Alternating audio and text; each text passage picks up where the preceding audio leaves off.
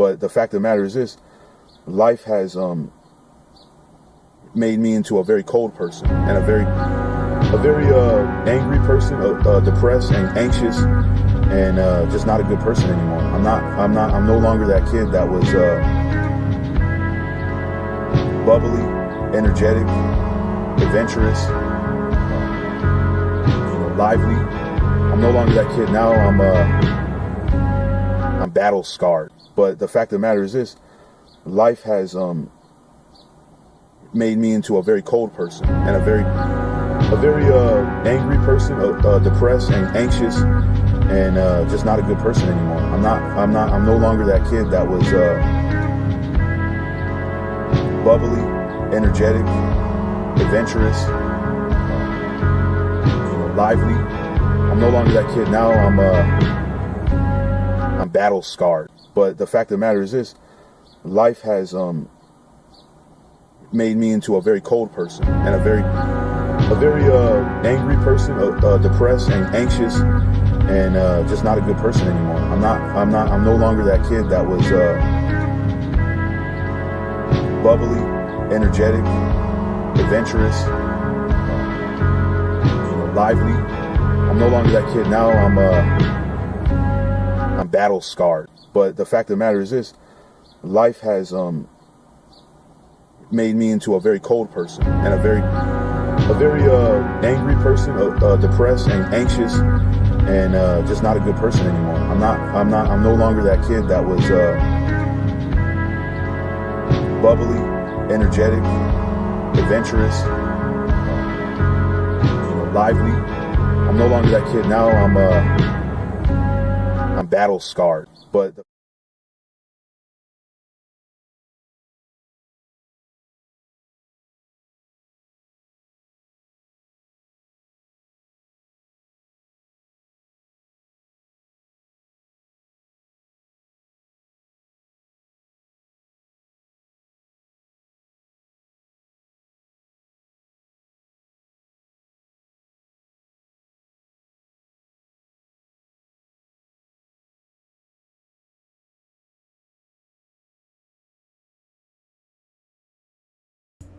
I'm muted. Okay, now you should be able to hear me. Now, okay, now you should be able to hear me, right? Hold on.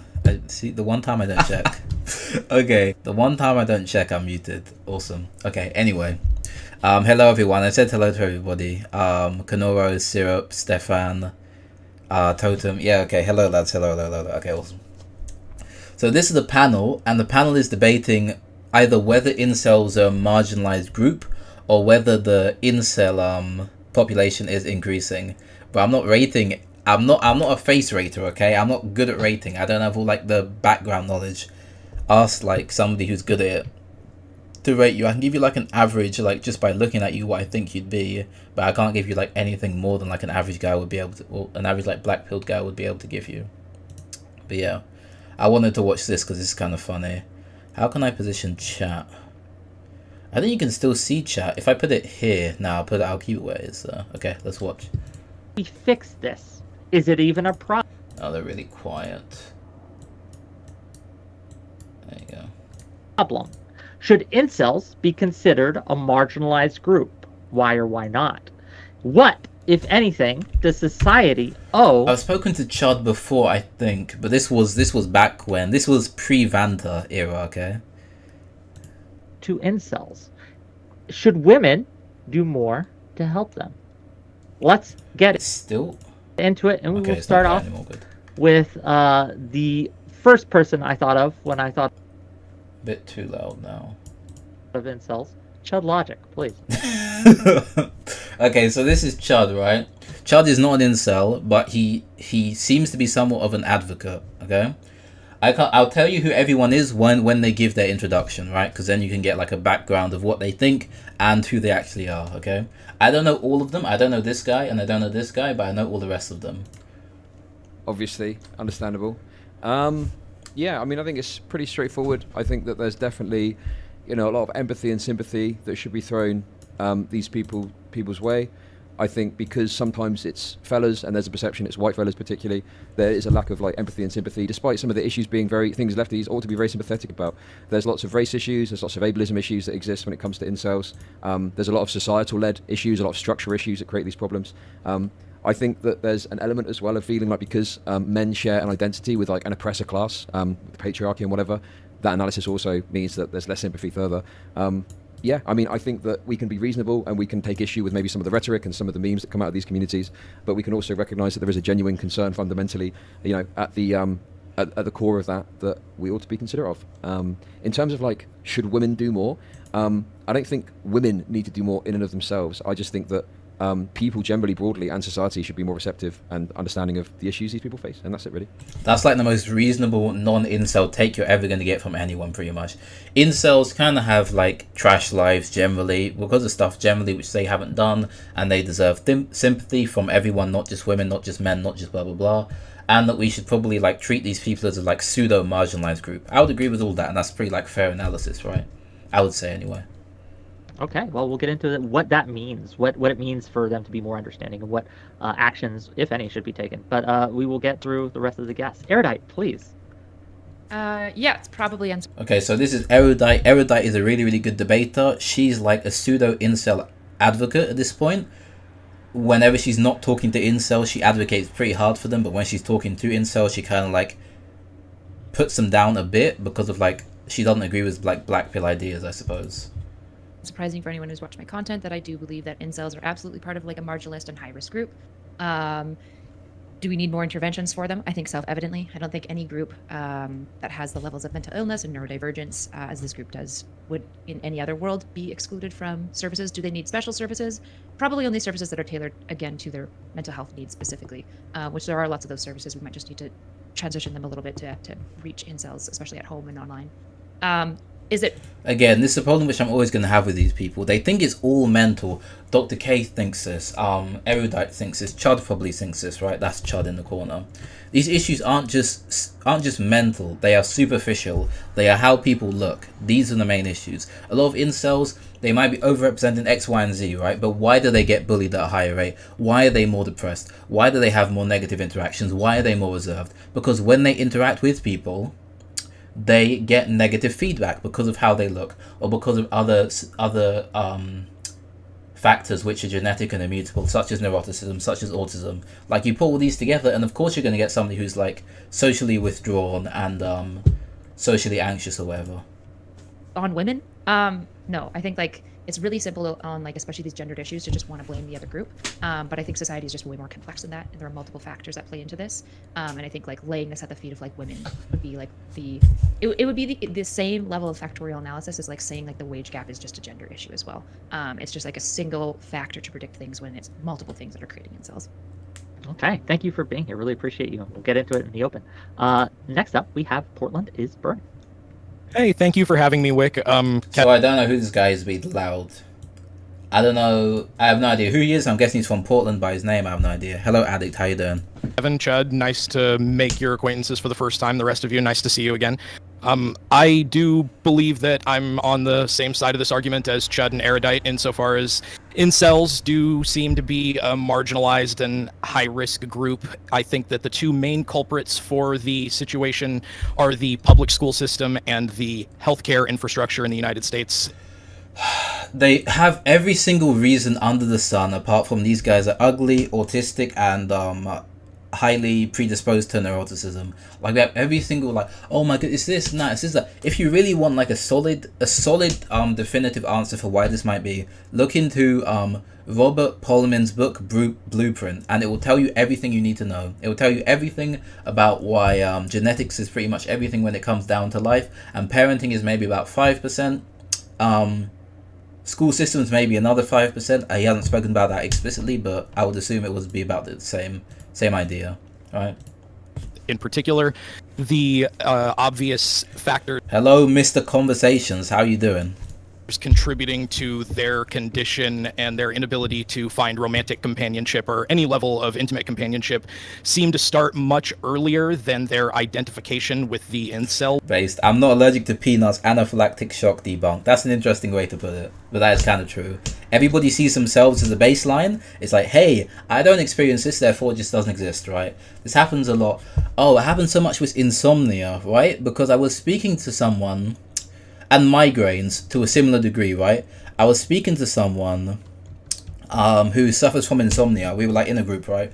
And this guy was talking about how he had insomnia and how he like couldn't get a good night's sleep for like a year. And then this other guy was like, oh yeah, I have really bad like night terrors. I like can't like sleep well either. And it's like, bro, these are two completely different issues, right? One is so much more severe than the other.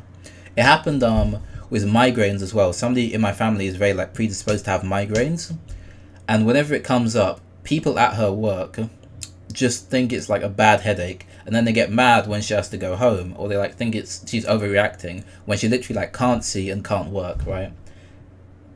It's because we use ourselves as a baseline instead of using the pain which other people are feeling as the metric, I guess would be a good way of saying it. Label, and I think we need to address the systemic reasons that they fall into these very toxic traps that... Rizwan, you said your sister's a 6 and your sister's boyfriend is a 5? That kind of makes sense. Well, you're like looks match then. Tend to limit their ability to engage with the rest of the world in a healthy, productive way. Thanks for having me again. Oh, thanks for being here. And next up, we have Prime. Hi. Hello, all. Prime, I spoke to this guy before. He is very vitriolic and extremely stupid, it seems to me anyway. He will go on a point, and even after he gets proven wrong, he will stick with the point until like his dying breath, right? And that's what I assume he does here. Nice to see you. But I'm going to have to pause before I get started with my intro. I just got to say that I'm freaking out that I'm seeing Chet Logic's face. Oh my god, it's really happening. Apparently this guy doesn't show his face very much also, so... This is an amazing experience. How'd you feel? I'll say a long time ago, I don't care. Just really embarrassing. And what I would expect from white people. All right, so I think that... I do care about that. So also, Ched has terrible ideas.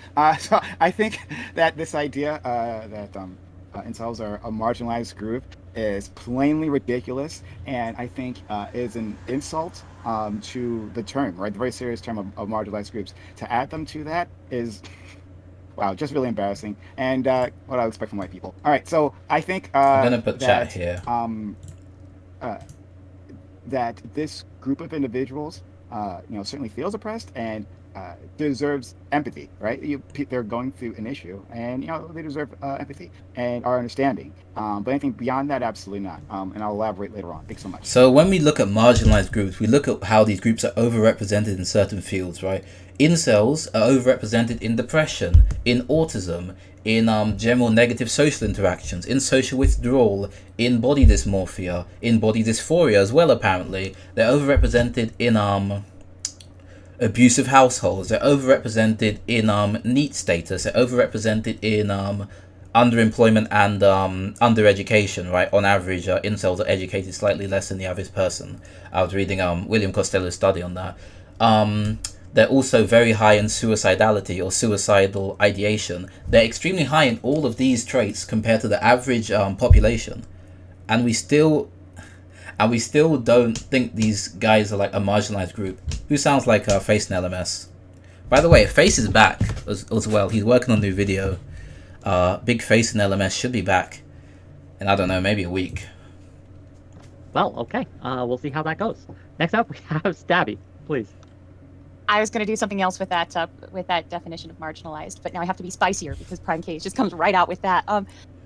For is there a rise in incels? Oh, who's this woman?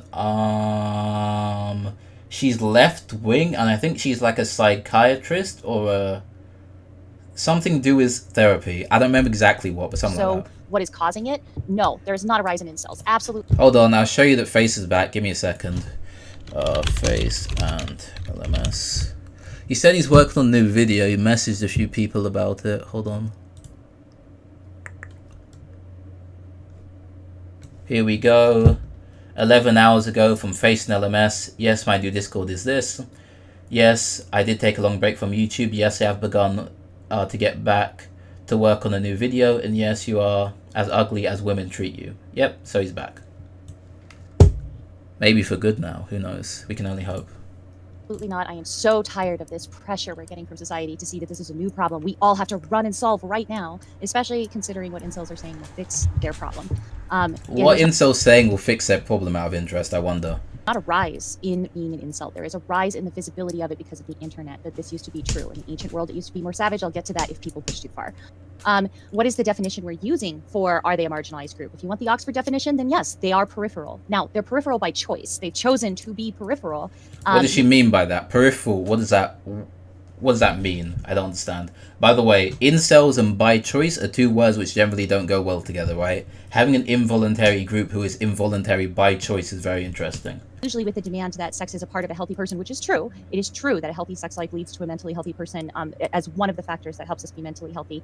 But they're pushing themselves into that. Are they oppressed? Absolutely not. They are not oppressed. Quickly, I'm somewhat wary about which ones are the original factor.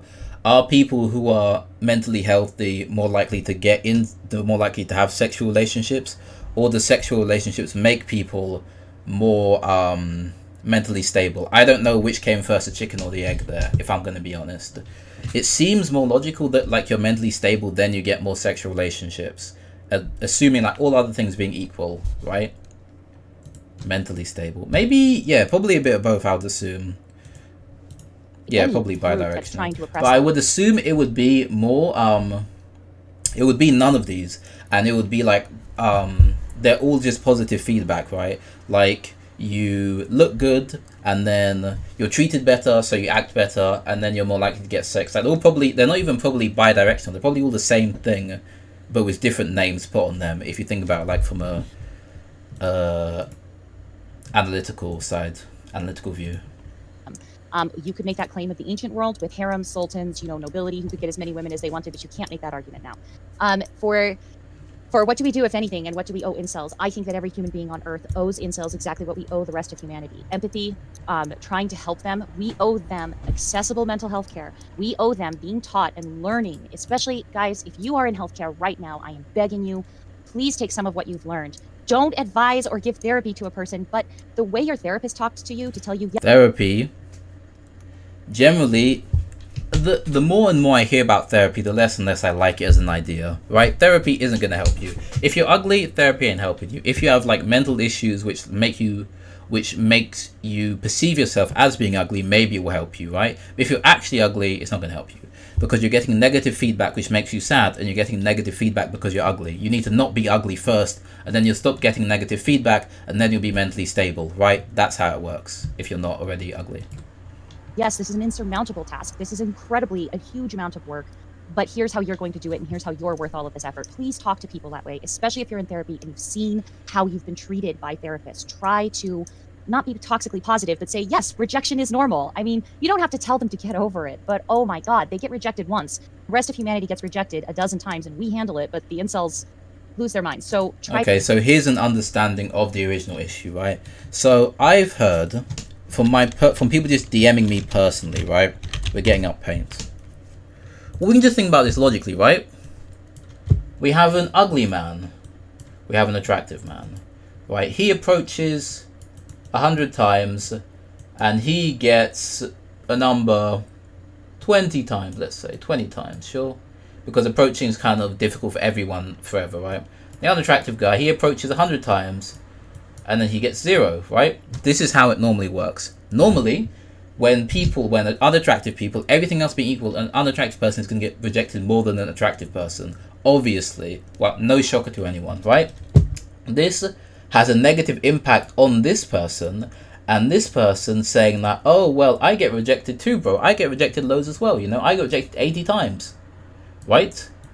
This all compiles together to make this person have a negative outlook on life, because not only has this person got problems, they have problems which people don't understand, and then whenever they try and talk about their problems, people try and interject their own problems, and their problems are nowhere near as severe, right? That's the first thing. The second idea is I've heard of incels approaching 1,000 women. I've heard of incels approaching 100 women. I've heard of incels approaching different types of women. Tall women, short women, fat women, skinny women. What else we got? Any factor you can get. Black women, white women, whatever you want, right? Everyone. They approach everyone. And they still get rejected, right? These people are chronically rejected a lot of the times because they're ugly, or because they have a negative outlook on life, which is born from them being ugly, right? They're like the same thing. They're symbiotic. Try to use some of those speech that therapists use if you're in therapy yourself. And should women do more to help them? No. But like what? Putting us out as a separate group, we already have a burden, and our job was to make sure that we weren't making children. I went to a therapist. She just couldn't understand, and when gotten close to understanding, she said it is really a problem, but only a problem I could solve. Yeah, okay. Therapists won't give you a good answer, honestly. The ones that were going to be violent towards those children, or the ones that were going to, harm us in some way. That's already an evolutionary pressure. Women should not be doing. What happened to Hormaxer? What happened to him? Did he go missing or something? I haven't caught up with the drama recently, so I'm not too sure. All I know is Hormaxer got banned. He went to not Rumble. There's another one. I've got the name of it, but he went to another site, and now what's happened to him? Is there more drama which I missed? Something extra beyond what society itself should be doing for every person. Okay. Also, we're getting some clicking or something. I'm not sure what that's about or who that's from. But next up, last but not least, He's first in time guest jail. on my show. Oh, right, wow. Hopefully not last time, but we'll see how it goes. Kevin Logan, please. Yes, hello, I'm Kevin Logan. You can follow me at KFLogan1875 on Twitch. Click. I think there are fundamentally two different groups that need to be talked about separately in a sense within this conversation. There are people who are literally involuntary. Also, I will never stream on Twitch, because if I ever get on one of these panels and I stream on Twitch, I'll probably get banned eventually, because I'll say... probably won't even say anything. It'll probably just be like a sleeper ban. Like, they just want to get rid of all like the incel people online, and I just get banned from there. And I won't be able to talk on these panels anymore, right? So I'll probably never I'll probably never make like a Twitch account and stream on there.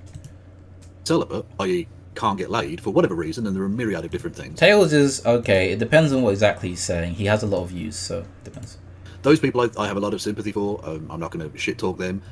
We've got plenty of example. I mean, me and Chud are both ugly white British bastards. Not getting laid is pretty straightforward. So that's speak one for thing. yourself, But then, mate, Jesus. all right, scuffed Jeremy Corbyn. Calm down, mate.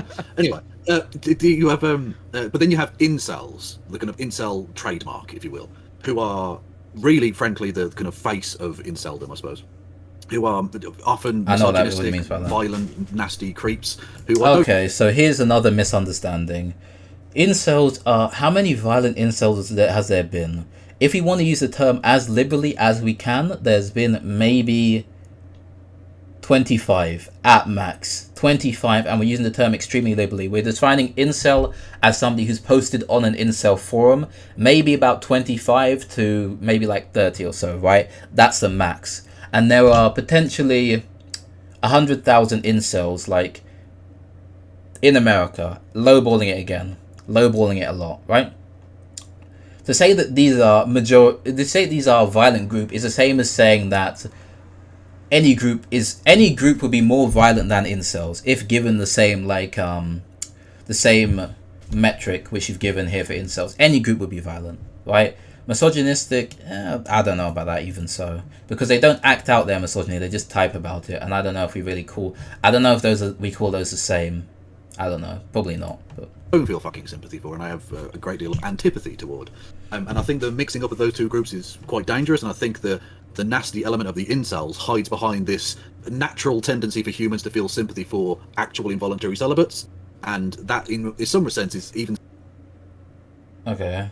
I don't really know what he means sicker by than that. just the hatred in of itself, in that they weaponizing other people's issues for their own political, social clout. As to whether they're a marginalized group, that's fucking ridiculous. That isn't a fucking thing. They can be part of marginalized groups. I think neurodivergence has been mentioned a couple of times. Yeah, there are probably a lot of... When there's so many confounding factors in the group itself becomes marginalized, right? So if 90% of some people in a group have a mental disability or like a mental issue, right, then we could say that group is marginalized because near enough everybody in that group has said disability or whatever. Not are neurodivergent, but they're potentially ostracized because of that neurodivergent. It's not the fact that they can't get their fucking dick wet. That's not the fucking point, is it? They're not marginalized. It is. I think I agree with Brian Kai. It is insulting to actually marginalized groups to try and pretend. I haven't heard of a group as marginalized as incels generally. I haven't heard of a group where like the name of their movement is synonymous with like being objectively bad, where most of them haven't done anything in order to warrant this sort of like vitriol. I haven't heard of any group. If a group is marginalized, that marginalization is accepted, and that group is seen as being is not used as an insult or pejorative, right? For any other group which I've heard. I've never heard of a group which is marginalized and then they only use their name as a pejorative. That's all I've heard. I've never heard that. That this oddly defined group of people who do have some issues are themselves marginal. That's not true. It's just fucking ludicrous. Okay, well, with that, thank you. Even so, Ben, even so, right?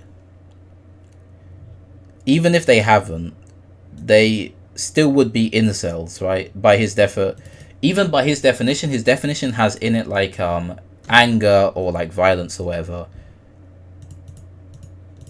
So that's like part and parcel of his definition of incels, and that's a problem. All for being here, and I would ask, the only thing I ask, try to attack each other's points rather than each other, but otherwise get as spicy or crazy as you like. I'm not rating anyone. Believe that people shut up, Wick. Do you really believe that someone is getting rejected once and becoming an incel? Okay, thank you, Chud, thank you, good. Is that to me or? No. That was Wick's Stabby Pimp. I think is the Discord name, so we'll go with that. Oh. Say that again. Do you really believe that someone is getting rejected once and becoming an incel? Like, where are you getting that from? I don't think it's every single time, but I do believe that they are facing the same amounts of rejection as we are, but they're giving up sooner. Okay, come on now. At least be charitable. At least believe that the winds of luck have come in and meant that these guys are getting rejected more than average, okay? At least believe that there's a bit of luck, a bit of unluck involved in them getting rejected. Don't just assume they give up more. Like, we're not even talking about them being ugly. Imagine they're all like the same looks level. Imagine everyone's the same look level, right? Can we not at least have the wherewithal to assume that these people are getting rejected at a higher rate, and then because of this they are becoming incels, right? Can we not at least assume that this is happening? Or I don't know. So she's extremely ignorant of the whole movement, but that's good to know. Okay. And I'm getting a lot of it from experiences. I'm in a veteran community, and like as one of the veterans, the insanity is that there's this sense of entitlement for what they're owed. It's not just with sex either. I want to be very clear about that. What does veteran community? Okay, I don't even know. But that sense of entitlement means they're giving up a lot earlier, way faster than other people are. Yeah, so she just doesn't know. I don't understand how her veteran community ties in with incels, but I don't know. I just think that's insane. The idea that, you know, like, I think the reason people go down the path of becoming an incel is not because they get rejected once or a couple of times. There is this really deep-rooted feeling that they aren't good enough, and there's this persistent rejection. She wouldn't want to get helped anyway. Even if we could help her, she wouldn't want the help. She's already stuck in her mind. I said before that I said this at the beginning, she'll take, same with Prime Kai's. I said it's about Prime Kai's or whatever. But it's the same for her. She'll make a really, really bad decision, then she'll stick with it forever. Constantly they're engaged with that leads them towards these communities. So I just don't understand where you're getting it, that they're getting rejected one, maybe a couple of times, and boom, they're an incel. I think it's a lot more of a detailed process than that. So let me ask you. A process that starts at a really young age too. I feel like we're why is this guy so loud compared to everyone? Can't he like normalize his audio? Can't like turn him down a bit or something? I feel like, to address Kevin's point really quick, I really want to try to understand which group we're talking about, because if you say there's two separate... Who knows Kevin? Is this guy Kevin? I don't remember all these people's names. That we call both of them incels. I don't want to argue about definitions the entire conversation. Yeah, so can we kind of just like level the playing field? I mean, people that want to murder people are bad. I mean, can we just get the basic shit out of the way? Obviously, yes. If someone wants to murder someone, that's bad. We can be understanding of why they got there, but that's a line we don't want to cross. So I think it's pretty easy for us all to agree that, right?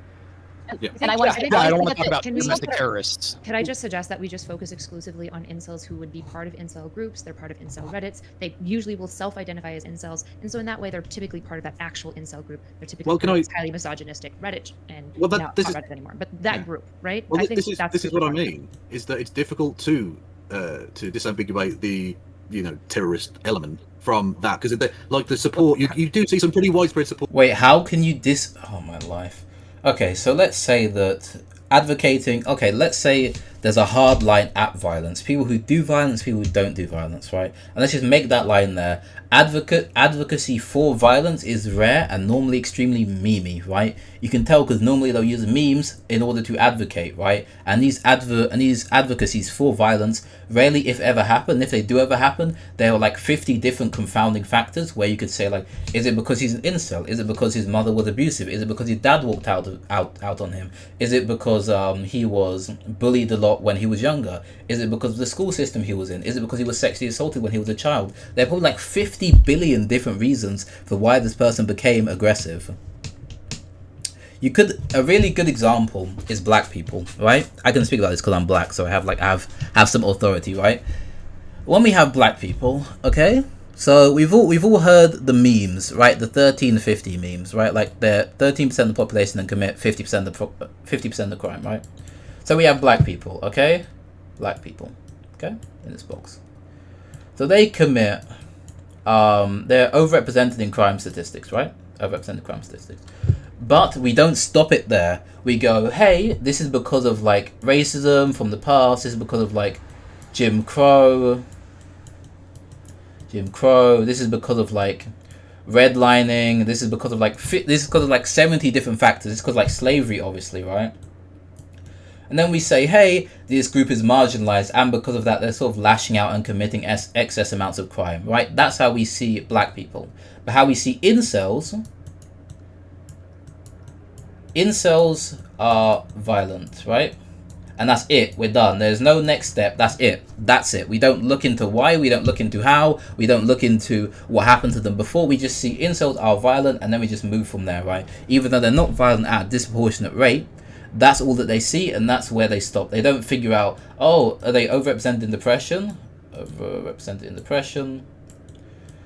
they overrepresented in suicidality? Are they overrepresented in like childhood abuse?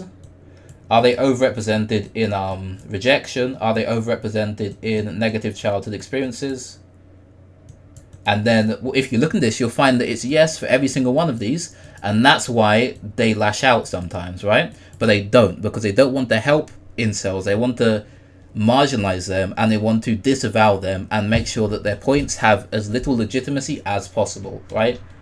It's very easy to look at this from a constructive viewpoint and to work forward and to figure out why this is happening. It's very easy to do, right? And Erudite does this a bit later.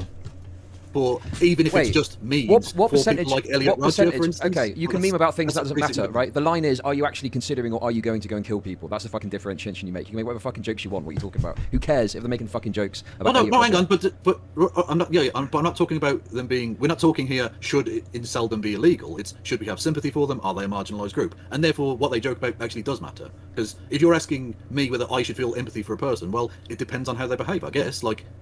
Yeah, I think that does matter. But how they... Okay, another thing. Incels online behave completely differently to incels in real life, right? Most incels you wouldn't even know. You wouldn't even know these guys are on forums, right? Because they don't act the exact same offline as they do online. Why? Because they're not retarded, okay? They're not dumb. They know if they act that way IRL, they're gonna get... Someone's gonna be after them pretty quick, right? So they don't do that. Okay. When you look at research on this, so I came. Here we go, Erudite. Tell them. Lots of research. When you look at things like when you studied a group of incels.io, so it is very strongly self-identified. There's a lot of misogynistic language. This group specifically has been studied by multiple studies because they tend to be open to researchers. And I will be clear, linguistic analysis of these groups show high levels of misogyny, high levels of homophobia. So in all the ways that you would suggest they're probably like the incels that you don't like. You want to know something funny? Any unmoderated group is going to show high levels of misogyny, aggression, and incitatory language, right? Any unregulated groups. Look, thank you for that insightful comment there, Totem. Much appreciated. Okay. Think about the trans community on Reddit. So there's a trans community, or it's called TTTT on Reddit, right? They're an unmoderated. Okay. So wait, Numa, is that your second account? I assume it is. Okay, so TTT is a trans Reddit which is unmoderated, right? And this Reddit will go off on anyone. They're talking about grooming kids. They're talking about how they're going to force feminize children. They're talking about how all men are moids, which is a term I just found out about recently. All men are moids and they need to be like force feminized, and like if they have their own words like boy modder and like loads of different terminology, right?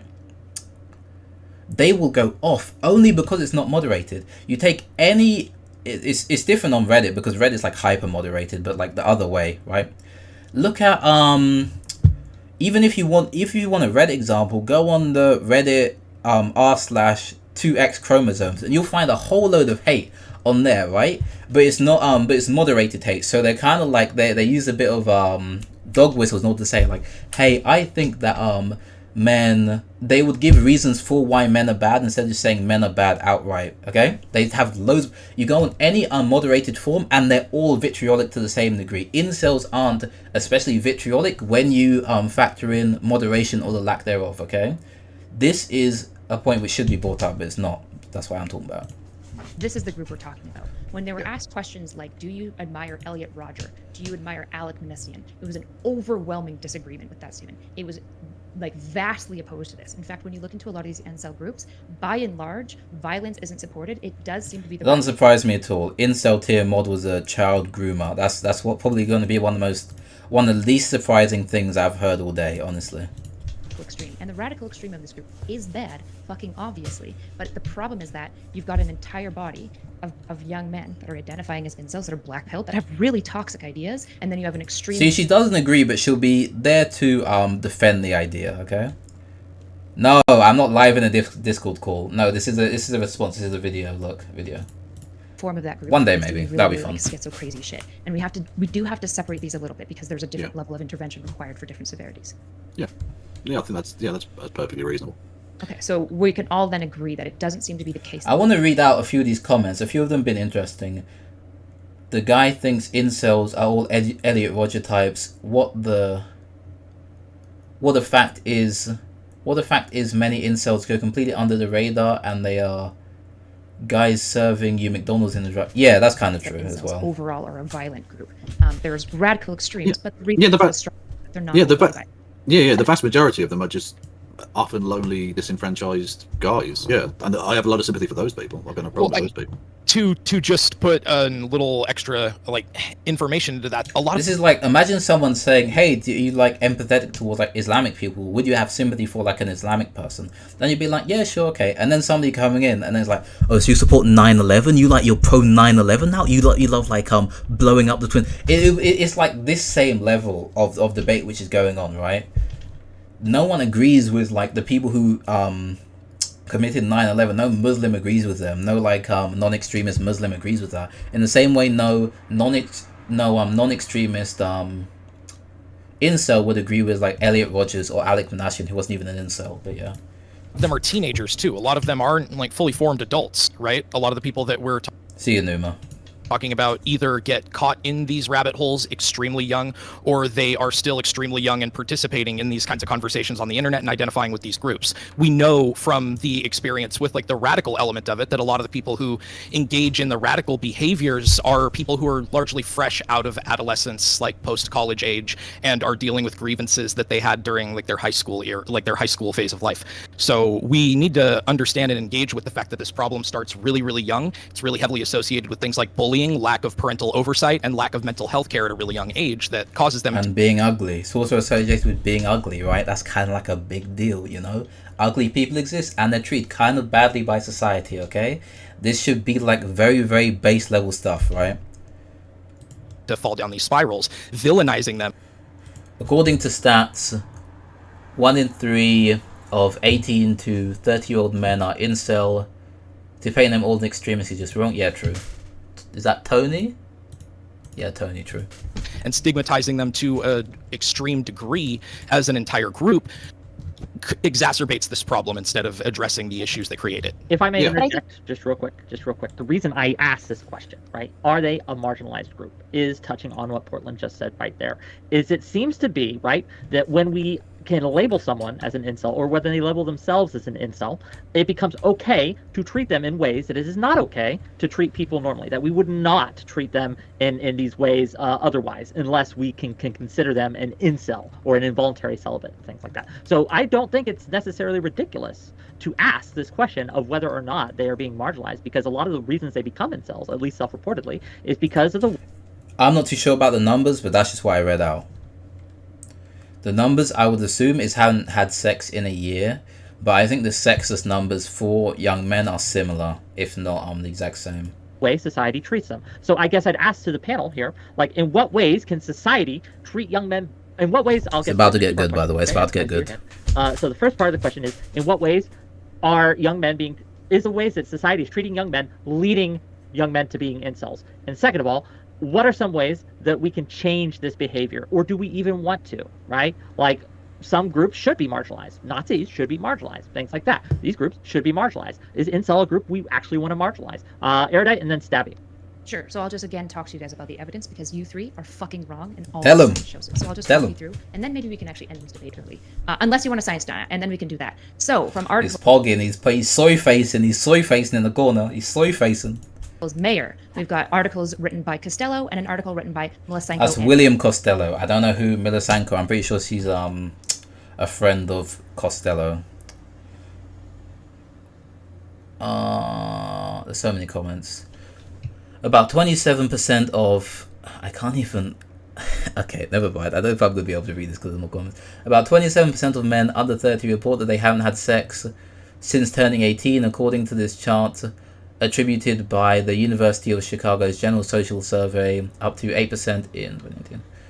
So 27% of men now, and in 2008 it's up 8%. So in 2008 it was 19. Okay, interesting. Okay. the team all outlined that when you look at the incel research, there's a paucity of literature because every single study done into the incel ideology has been biased, it's been linguistic analysis, and it's assumed that these groups are homophobic, all of these things, and that they're not marginalized. And all they did in their research was to look at whether or not they were misogynistic and hateful groups, and never actually considered whether there's any actual systemic issues, oppression, or any of the claims that incels create. So since then, in 2022, 2 articles have come out that are actually taking incel claims seriously and looking at what are the demographics of men that are incels, what are their actual experiences, and what do they bring to the table? Who are these people? 2 studies. So we have about 357 data points in total. I know this, I've looked at all of the literature. What the literature shows you is that these men are disproportionately neurodivergent, they're disproportionately depressed at a 4 times level the average, the national average. They're 4 It's about to get good, it's about to get funny, it's about to get funny. Get ready. times level anxious. Is this funny, Prime? Is this funny to you? What the fuck are you Yeah, laughing? no, it's fucking hilarious. It's fucking hilarious. Yeah, it is fucking hilarious. I tell you what, why don't you read off some fucking stats about Blackpill and I'll laugh at that? How about that? I'm not I'm waiting, rude like sure. you. Bud, I'm not rude you're like you. interrupting I her. was gonna Why? let Erudite, yeah, I was gonna let Erudite finish. I didn't say anything.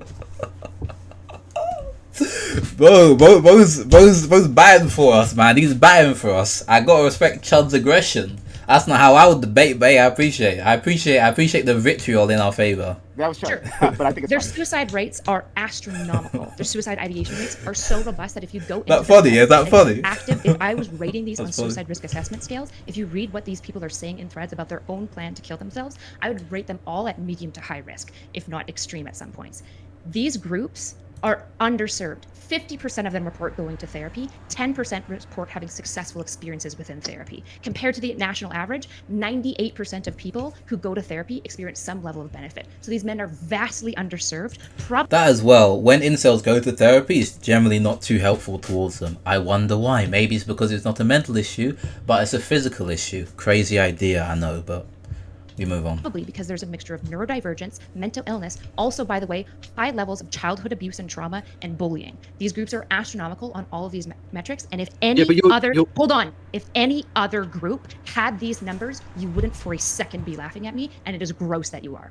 Oh, Thank you. sorry. Don't do that with me. I'm sorry. That's not gonna work with me. Okay. Trust me. You're not gonna shame me with this shit, right? But I'll wait. He's absolutely right that if we were I'm making the next, though. same Hold on. dismissive statements about any Portland. other group that you consider marginalized for a lot of the same reasons, you would be disgusted by it. Sorry, What Steph. dismissive statements? What dismissive statements? First of all. Second of all, no. He laughed. He was talking about I don't know what you're talking about exactly when he started laughing. I just heard Chud bring up. I don't know exactly the point where he brought up. But are you talking about suicide rates, depression, or overrepresentation in generally perceived negative stats? Okay, there was some. But I could show you. hold on. I've been sent a lot of suicide notes. I assume if you're like a big Blackpill creator, you would like get the same, because everybody's like killing themselves in this like sphere. I'll see if I compiled about, I didn't compile them, but there's a compilation of about 82 suicide notes. I'm not going to show it on stream, but I'm going to show that it exists, right? Let's see if I can find it here. About 82 suicide notes, give or take. I think it might be more. Let's see if I can find it. I got sent this a while back, but like about 5 people which I know from the community have like killed themselves, and I knew them before, and then they told me, hey, I'm probably gonna kill myself, and then I was like, oh.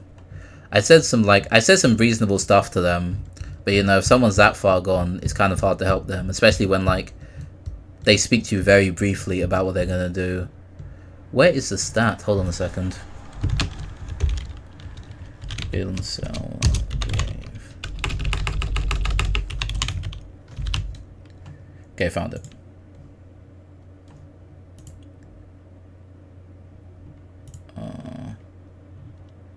This gonna work? Okay, there you go. So here is, once it actually loads, here is like the I don't know whether it's called like a compilation of suicide notes, because that sounds a bit like dismissive. But here is, so here we have all the people's names on Reddit, and then you have all of their different notes about how they've killed themselves, why they've killed themselves. And it goes on. I'm pretty sure they go around 82 or so. I don't want to like click on these because it might be a bit. I'll click on the one maybe. Okay. Just to give you an example. Oh, okay, never mind. Oh, of course it's deleted. Give you an example.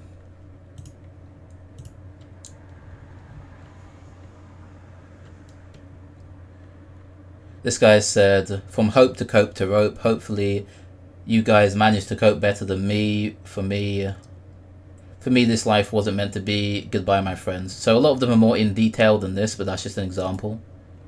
Yeah, there's loads of these. And these are all like confirmed people who've killed themselves, not just like speculation. But yeah, there's loads of these. If you search them, you can find hundreds of them. I am not arguing that all white, like of course it's a bunch of white people making this argument. Yeah, it is a bunch of white people. Okay, so it's one dismissive. Okay, name a dismissive statement I fucking made. I'll wait. I don't actually have. I think you said that they're not oppressed. You. I think the only thing I don't think they're oppressed. I'm sorry. They are definitely not oppressed. oppressed. It's been mostly Prime and Kevin who have been dismissive of them. Okay, all right. I'm engaged with the definition of a Hey, marginalized. Portland, we gotta let Stabby in. Okay, Portland, we gotta let Stabby, and then we gotta let Prime, and that's the order we're gonna go. And Kevin's been addressed, so we're gonna let Kevin respond as well. But please. I'm going to stick to what the online groups are saying. I agree with us that we should. Wait, what? Not be talking about the group that it just didn't get sex since last Wednesday, and we should not be talking about the group that is murdering everybody. We should be talking about the online group and what they're saying is a solution, and what they're saying is a solution is sex, and they are 100% wrong. You were the one that was sent an incel as someone that got ejected once. You're the Okay, so what's the solution then, out of interest, right? So I somewhat agree, but I mostly don't agree. I think a lot of incels think that the main solution will be them getting relationships, but relationships are kind of, if you haven't been in a relationship, your first relationship is going to be trash, okay? It's going to be really, really bad, 9 times out of 10. Especially the older you get, right? It's going to be really, really bad, really one-sided in terms of experience and everything like that, right? But, like, saying like, okay, so their main issue is undesirability. People don't like them, right? Undesirability is their main issue. If they're able to... The sex doesn't fix this. So sex is not the answer, right? The answer is desirability. They want to be desired. That's like their main aim, right? If a good way to know if you're desired or not by the other sex is by the other gender is if they give you sex or not, right? That's a really, really good, or if they're willing to. That's a really, really good way to tell whether or not you're desired. Okay? So this is a good proxy, but this might not fix it all in all. Like if you were to pay for sex, for example, it probably won't fix it because you're not fixing the desirement issue, right? This isn't fixed if you go for prostitutes, right? That wouldn't fix it. But if you can looks max to the point, or if you can, like, I don't know, puberty max, whatever it might be, to the point where you're desired, or if you could geo max, whatever it might be, to the point where you're desired, then it'll probably fix the problem. This is why I suggest surgery is really, really good, because a lot of these people's problems are endemic, and they're so endemic that they affect other parts of their life, right? A good example of this would be if you get rejected a lot, you become more introverted, and the more introverted you become, you get rejected more, then it's a ever continuing cycle, right? If you get surgery and then you look better, you get rejected less, which makes you more extroverted, and then from that increase in extroversion, you get rejected even less, and then it's a positive spiral, right? But normally these spirals have to be fixed by an invasive procedure rather than like just a mindset change or whatever. The fucking retarded one that said that first of all. No, You're the one I that brought that just into the said, conversation. no, I'm the one who just now said that I am Is it retarded? Okay. agreeing to this particular definition and the ones we're talking about. The ones we're talking about are the ones who are online saying that sex will cure this. So settle down. Hold on. Okay, you're understanding how we typically approach mental health. True. That is true, Totem. It's because it becomes endemic to you. You will no longer. I would no longer be Vanta, the random guy, right? I'll be Vanta, the guy who gets rejected a lot. It almost becomes like a title for you, right? That's how I feel. Treatment research. Typically, when we're looking at a group that's highly mentally ill, we don't go to them and say, "What do you need to treat your problem?" Because guess what? If they knew the answer, they would have solved it. I know. What you do instead is you. That's not true. Okay, so I disagree with everything. Yeah, I disagree with the framing. This isn't a mental issue. This is an issue of people being ugly and being rejected by women because they're ugly, right? This is the main core. This is the main core of the issue. So to say that they wouldn't know the answer, they do know the answer, but they can't get it, right? It's like going to a starving man on like an island and then ask him, "Hey, what would fix your problem?" He would probably say food and water, and then erudite coming in and saying, "Oh well, these people have problems so they can't fix themselves, so we have to kind of like formulate idea." No, it's fairly obvious the reason why he has this problem, because he's there's an expression, I think it was from like some sort of Treasure Island book. It's water everywhere but nothing to drink. It's the idea of being in a ship, because obviously you can't drink seawater, but like there's water everywhere around you but you can't drink any of it, right? That's what I would describe being an incel as being like, right? There's women around you, there's relationships all around you, but you can't have any of it, right? Because of the big three. Either you're neurotic, you're ugly, or you're excessively autistic, right? Normally those three are like the big whammy, the big hammer. Okay. You go, how are you feeling? That's the most important study from this. And then from that, researchers discover what methods are going to be effective for treating these people and implementing it. For example, this is why, for example, AA, which is developed and funded by mostly addicts. But what are these donations? They're getting gifted to incel and retarded. I don't know what's happening here. Karmic Christian, we're not going all the way there, my friend. Originally doesn't have a super high success rate because AA isn't nearly as a successful method of treating addiction, even though it was created by addicts, as something like behavioral contingency management plans, which are created by researchers. So I don't care what incels say will solve their problem. I care about the fact that they are marginalized. I do think that they are peripheral. I 100% agree that they are peripheral. I also think that they are often self-selecting for this. What does peripheral mean? What does this mean? Does anyone know what peripheral means? Genuine question. I don't know what she means by this. I know peripheral means like your peripherals, right? Your peripheral vision. But I don't know what it means, how she says. I have no idea what she means by peripheral when she says it like this. I have no idea. Does anyone know? Like, genuine question. I have no idea. Maybe it's like a psychology term or something. I don't know. First of all. Second of all, I am aware it is a mental health crisis.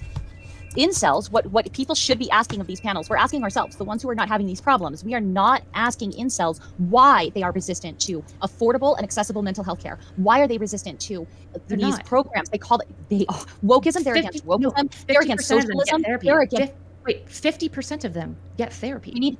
In what world are they resistant to treatment? I thought they were resistant as well, but hey, if Erudite says they're not, she has stats. Hey, let's go with her. That helps us a bit more. I appreciate that very much. Hey, we're not resistant to therapy, boys. Let's go. We'll use that if we ever debate. We're using that one as well. Even though I don't think it's true, but hey, we're winning anyway. Who cares? Problem is that therapy is typically we're talking about the online. We're talking about the online people like quartering. I am. Wait, why are we talking about the quartering, you fucking moron? You think quartering's an incel? What the fuck are you on about? No. Like the odd thing. No. Like what they're going for. Like the ones who are online who are talking about incels. Like the quartering. Who in the world is the quartering? Shall I look up? Is the quartering relevant to this? The quartering. Who in the world is this guy? Who is this guy? And why does he upload so much? Can I get a countdown? I have no idea. This guy's like a political streamer or something. He gets views out there.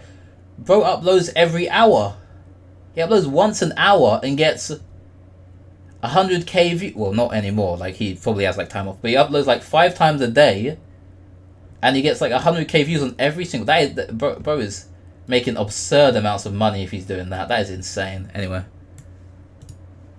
like what the Yeah, quartering because that's is all saying. they've got, because Like, lefties what don't the say fucking good quartering- stuff about it. Lefties say retarded shit like you do. No, Chud is an incel. I don't know. He probably. I assume he's not. Oh, he's married. Okay. Who? The quartering's married. Okay. Okay, he has a wife. Okay. And that's why they fucking go to There's the a quartering, lefty. because that's all they've got. There's a lefty. You need to settle down just a little bit. There is a lefty. need to who's stop being saying that fucking they cannot have- Based. He said that with his chest as well. He didn't even laugh after. He meant that. He said that. I'm gonna listen to that one more time. One more time. I'm gonna listen to that. In what world are they resistant to treatment? The problem is that Oh wait, I therapy went too far begin- back. No. Like what they're going for, like the ones who are online. No. Like you need to settle down just a little bit. There is a lefty. need to who's stop being saying that fucking they cannot retarded. have- Oh, he's going in, man. He's going in. Okay. No, stop. Is there a lefty saying? I want you to answer this right now, if you can even understand the question. Is there a I'll leftist do my best. saying that they cannot have mental health care? Find me the lefty who's saying this. Find him now. Go. Shu, you have a job. Let's see it. Okay, this is not about the mental health care thing. What I'm pointing out to you is you're complaining they're watching the quartering. Is But there a the lefty? quartering- Is there a Listen, lefty? shut the fuck up, Fucking okay? answer Your me. question's Is there a totally lefty? Sad irrelevant. logic, true. Who is Why- saying why that are they you cannot asking have that health question? care? The question's Who's ever irrelevant. claimed that? What I'm pointing out to you is the reason people are You going guys to are saying that quartering. we're dismissing their right to health care. I'm No, no, we're who's dismissing saying? them. I'm I'm addressing talking your to point you logic. just I'm made. talking to logic. I'm addressing your point you Chud. just made. You said they're going towards You the just quartering. And said. listen, I know you're a fucking woman and you find it difficult to understand a man's talking. No way he said that. No way. Oh my life. What am I watching? Oh my life. That is wild. That is a wild thing to say. That is a wild thing to say in the debate. Oh my life. And they call us misogynistic, mate. But wow, you're a woman. Well, no way, man. He said, see, he's not laughing. If he was laughing, that would react differently. But now he means this, man. He said this with his chest. He said it, and he'll say it again. He'll say it again, man. Oh my life, that's too funny. That's Prime is cracking up at this as well. That's hilarious. That is hilarious, actually. Oh my life. Okay, but shut the fuck up and listen, okay? It's really simple. The reason they're going to watch Even the- she's laughing. Okay, so it is a joke, which is good. But I knew it was a joke from the start. It's just a funny thing to say. It's a very good joke. I think your male is job that's better than all you they've speak. fucking got to You're like a offer. girl. We don't offer anything to them, and often we're very dismissive. So of course they're going to go to people that are talking about concerns that are relevant to them, and often they're feeding their heads for the bullshit. So I agree. Who We is should- telling them that they cannot have health care? Tell me one person who's telling But I them don't that. think it's You about who. can't- But They don't have. But who's again? I don't. I'm really confused about this point. Incels. Erudite says incels go to therapy. About 50% of them go to therapy according to this study, right? Pretty high amount, I'd assume, for like any population of people. I'd assume, right? Apart from like maybe like transgender people probably go to it more, but pretty high amount of incels go to therapy according to Erudite, right? And then this woman, Spicy, whatever her name, Spicy Lady, right, is coming back and saying that who's saying that they can't get therapy? How does this tie into the argument? I don't understand. I'm very confused here. Asking this healthcare. question, It's this is not about fucking someone saying irrelevant. they This can't, is a it's totally people irrelevant don't. point. The point I'm making is that when lefties talk about this, they're often they're derisive and dismissive of these issues, and it means that they're pushed to red pill communities is probably the better example, right? They're pushed to red pill communities, and they end up getting their heads filled with bullshit because the left sometimes are a bit averse to giving advice or recommendations or guidance, and either will, say, it's your own fault, you're a man, I'm or averse. No, let me give a different I'm example. averse. Wait, It's can I say systematic. something? I'm averse to Sure. toxic positivity. Okay. Also, Erudite said that therapy doesn't work. I'm not. Is that a question or is that a statement? He said you are transgender. I am not transgender, my friend. I don't know if you're telling me I am or if you're asking me a question, but I'm not. I'm averse to toxic positivity. Have you guys ever been in a situation where you're trying to talk about what your struggles are right now and your friend goes, yeah, well, that's life and blah, blah, blah, blah, blah. They're not trying to be dismissive or cruel. They don't have anything else that they can give you. They aren't telling you, Okay. like therapists tell you, this is an insurmountable task, but you are worth the labor you will put into it. We don't have that language. And so when somebody tells you, yeah, that sucks, they'll either do one of two really damaging things. Talk about the time they were struggling and how they're fine, or talk about, yeah, this is normal, this is life, and be incredibly unhelpful. That's Okay, it. That's the wait. problem I'm seeing. Can I You have just- Can I give you a comparison group? Okay, if we want to talk about marginalized groups and mental health care, that's something that I know a lot about. So, like, if you don't mind, I want to make a comparison. Nobody would sit down and tell an Indigenous person that there isn't marginalization and systemic problems in the mental health care delivery, and say by saying nobody's telling you not to go get therapy. Of course, people are saying Indigenous people can go get therapy. The issue is that typically therapists who treat them are white and have no understanding of their culture, and so there's massive cultural gaps that the client has to basically catch their therapist up on to even understand their worldview. There's True, another good argument. See, this is what I mean. Erudite is probably one of the best debaters I've ever seen. I don't care, maybe if you like disagree with her ideas, sure, but she's amazing at debating, right? She debated Kadek, the vital message guy, in circles, right? And it was funny to watch. She's very good at debating and the arguments are very solid. This is a really good point, right? Therapists haven't been through the same stuff incels have been through. Therapy generally is something which someone starts to do because of their own personal experiences, right? You ask any therapist whether they go through mental... I don't know how to pronounce his name, but yeah, that's his name, Addict. You ask any therapist why they started therapy, and they'll say they went through mental health issues and they want to help other people with them. I think the stats came out, and I think it was 100% of therapists have mental health issues. I think everyone they asked like 1,000 people, and everyone had mental health issues. All of them, every single one of them, right? However, none of these people, because this means, since all of them have mental health issues, right? I think, yeah, everyone did, right? Since all of them have mental health issues, a lot of the language has become, I don't know how to say it. If I was to say locutionary, I don't think anyone would know what I'm talking about. It's become ingrained into it so that it doesn't have to be said out loud, right? Because everyone has mental health issues. They don't have to explain a lot of stuff because it's known, right? It's already known. They will have a very shared experience and it's all known. Just how, like, I don't have to come in here and say, hey, women really pre-select towards attractive men. I wouldn't have to say that because we all know it. We've all felt it, right? That's why we're here, okay? So therapists, in that same way, they will have a very ingrained idea of mental health, right? And if someone comes to them talking about how they're an incel, they have no idea what that is, and they haven't been taught how to deal with that, right? Because they're able to deal with everything else so well so far because they've all experienced it, right? So they don't tell them how to deal with it. They don't have like books on like how to deal with generalized men's health issues compared to women's health issues and stuff like that. So then they can't deal with it, and this is why the majority of incels who go to therapy don't get better, whereas the majority of other people who do go to therapy do get better. Along with this, it's because incels are ugly, not mentally disabled generally. So a lot of systemic stuff, for example, they might not feel comfortable with a white counselor or the institution itself because they've been actively harmed by this institution for a long time. When you look, for example, at incels, it is obviously not the level of oppression that Indigenous people have experienced, but they report very... I don't know, bro. Didn't incels used to like get killed? Didn't like virgins used to like get killed if they hadn't like done anything by like a certain age? Or am I just misremembering this? Didn't like they just get put out to go to war? It's just like cannon fodder. Wouldn't that happen a lot in history? Or am I just crazy? I'm pretty sure that was like a pretty common thing which used to happen, right? You could argue that these people, since they weren't able to reproduce, they hadn't gone down the bloodline, but to argue that there isn't still, how can I say, a pre-selection against ugly people in everything, it's just untrue. Similar struggles. For example, their therapist typically is a woman who has no conception of their experience or the culture or the problems that they're coming from.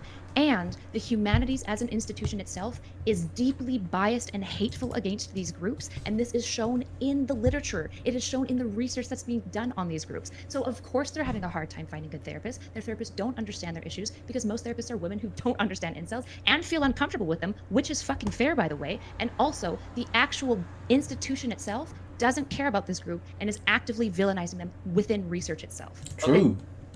Okay. I do want to give other people a chance to get into it. I've been waiting.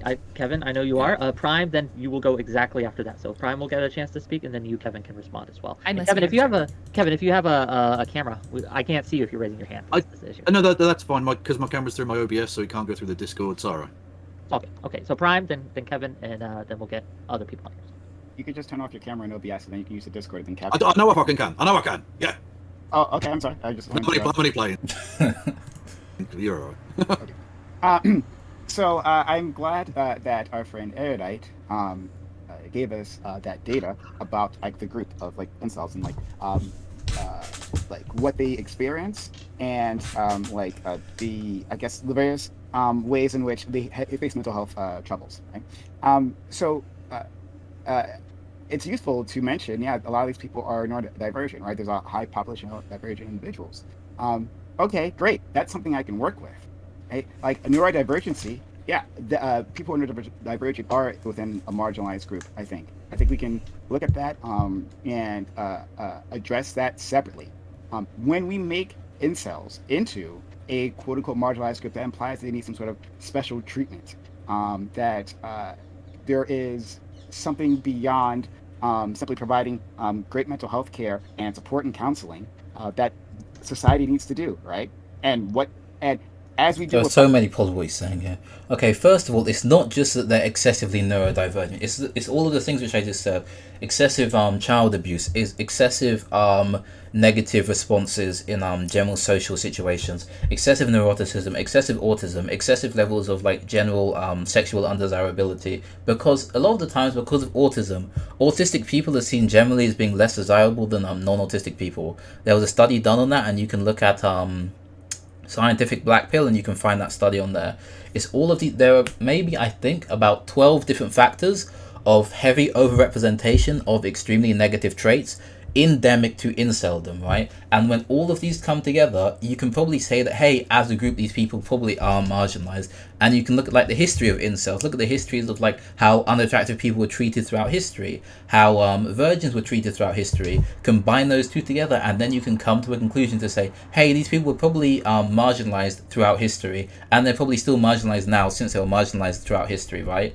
And no one's like taking a step forward in that. Other marginalized groups, right? We listen to them. We listen to them, and yeah, I heard about that. I heard about him getting accused. That was interesting. I take their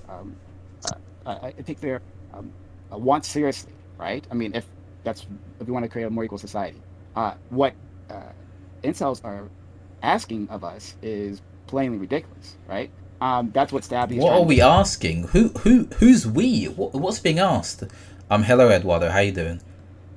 I don't understand what's being asked. None of them have spoken about what's actually being asked of incels, or what incels are asking of other people. I don't understand what it is exactly. It's you.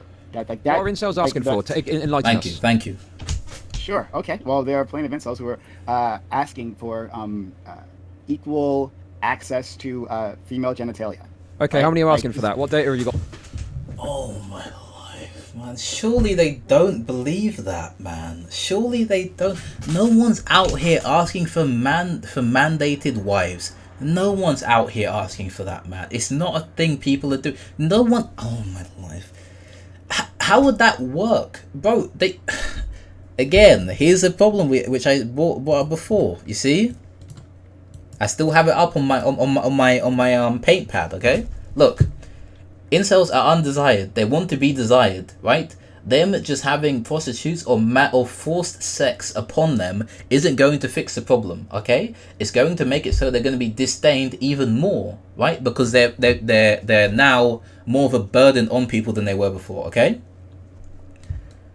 Look, they want to be desired. They want to have people find them as attractive, right? That's their problem. Their problem isn't sex. Their problem is getting desired. A good way to know if you're desired or not is by having sex with women, or how many women are willing to have sex with you. Saying that sex should be mandated misses the symptom for the cause, right? It's like trying to how can I say?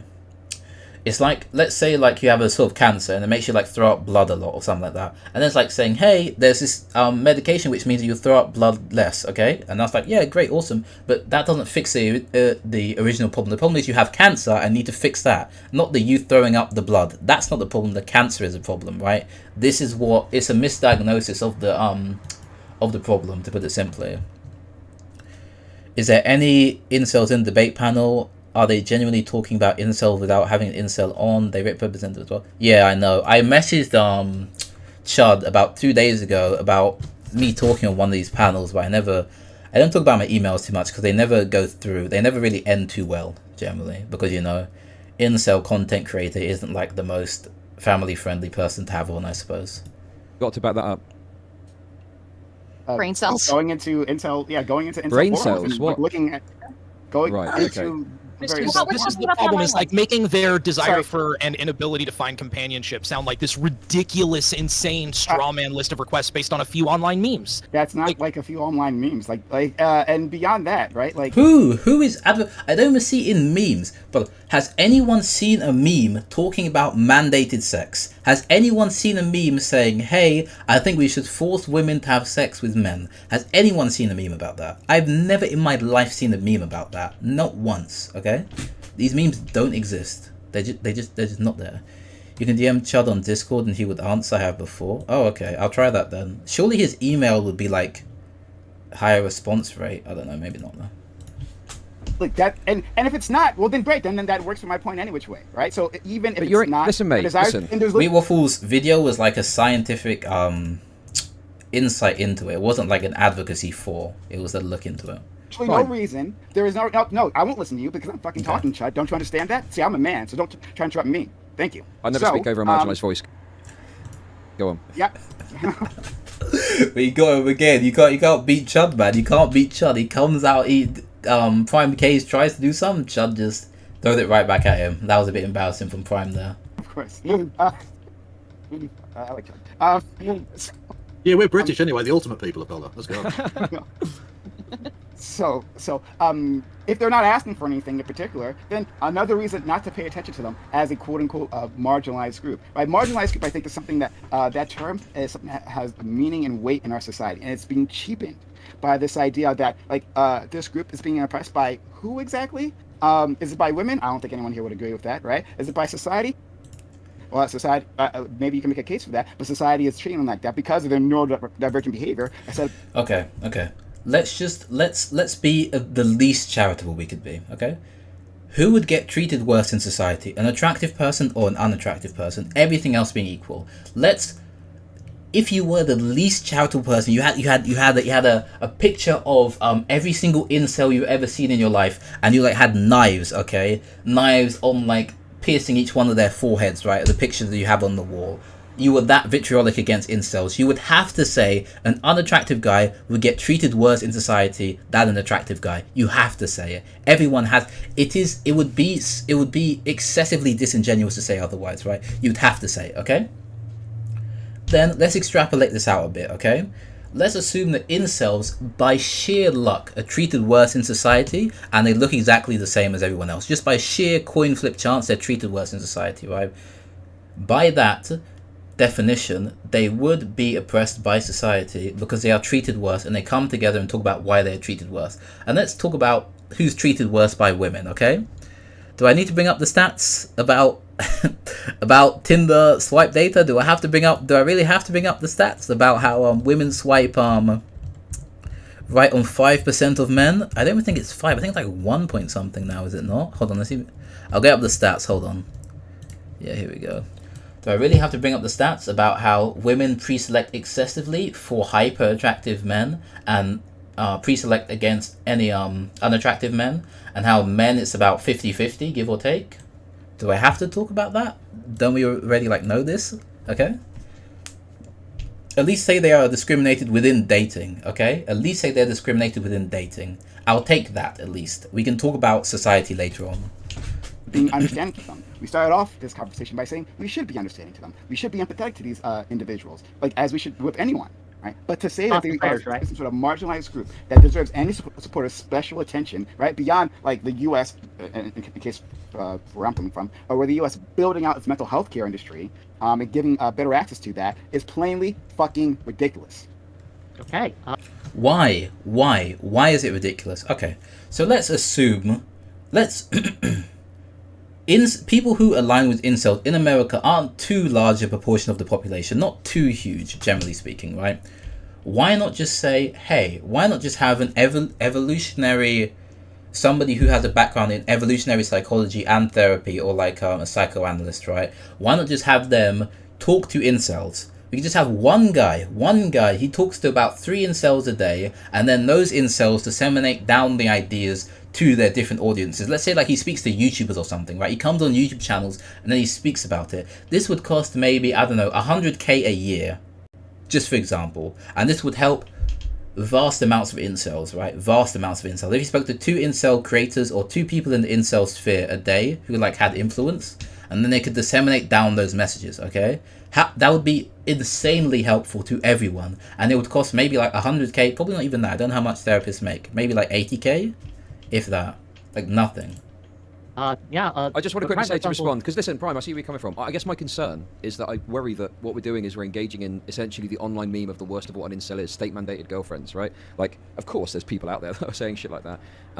But, I mean, I don't know the data in any way near as Ross Erudite does. But I would be surprised if that would be a preponderance of incels that are saying we need state-mandated girlfriends. Maybe I'm wrong, but I think that there's probably more realistic things that people have got in mind that they're actually looking for. An evolutionary psychologist would at least understand the problem. That's all we're going for now, okay? We'll talk about fixing it later, but right now, therapy as a whole doesn't understand... I hit my funny bone. Doesn't understand the problem. Once they understand it, then we can move forward to fixing it. But first we have to like, okay, incels, they are this because of that, and they maybe can be fixed by this. Okay, maybe not. Maybe this can fix it. Okay, not this. Maybe this can fix it. Like, we just go in. Right? Evo Psych is not BS. Okay. Wait, what? Evo Psych would be a great solution. What? Anyway. Like, look at William Costello and Dr. David Buss, like, trying to help with these issues. These are like the only people. Evo Psych is like great for incels. Most incel studies are pseudo Evo Psych, right? Really, hello, Bishop. How you doing? Is of course a fantastic thing, you know, to look towards. But for me, it's like, well, what's the in between? Because America's not going to have state healthcare anytime soon. So, is there anything that can be done in the meantime? And my perspective is, there anything the left can do to promote ideas that are going to help these people and give them something to bite into, so they don't end up listening to the red pill shit and going down a totally crazy path. Bro, the incels don't listen to the red pill. First of all, this is the black pill. That's where the real stuff's at, okay? Firstly. Secondly, where else would they go down? What are their problems which needs to be fixed out of sheer interest? What would be their psychological analysis apart from sheer neurodivergence? What would be the issue here? Because you can't really fix neurodivergence. You can't fix autism. You can't fix a high level of neuroticism. These aren't fixable issues. These are issues, but they're not fixable ones. So what would be the fixable step-by-step intervention which would give to an incel, and what would even be their diagnosis? There. Evo Psych will say that something like they should just accept a woman will never want them. Well, no, okay. No, that's not how Evo Psych works, right? That's not how Evo Psych. That's not how prescriptive Evo Psych works. If you're a therapist, you're going to be using prescriptive Evo Psych, not descriptive Evo Psych. They're not saying how it is. They're acknowledging how it is and saying how it should be, or saying how you can fix these problems, or at least identifying that there's an issue and that the issue is external from the individual.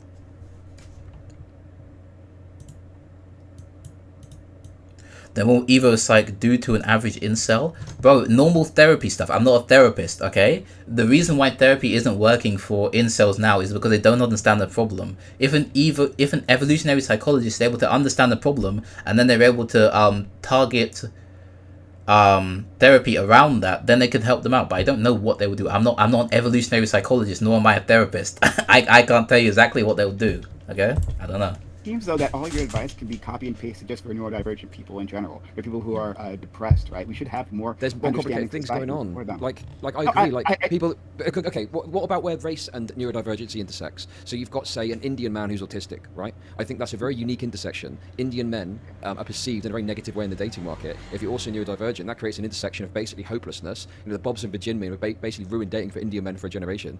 You know, I'm memeing a bit, but in all seriousness, yeah, there's a very negative perception.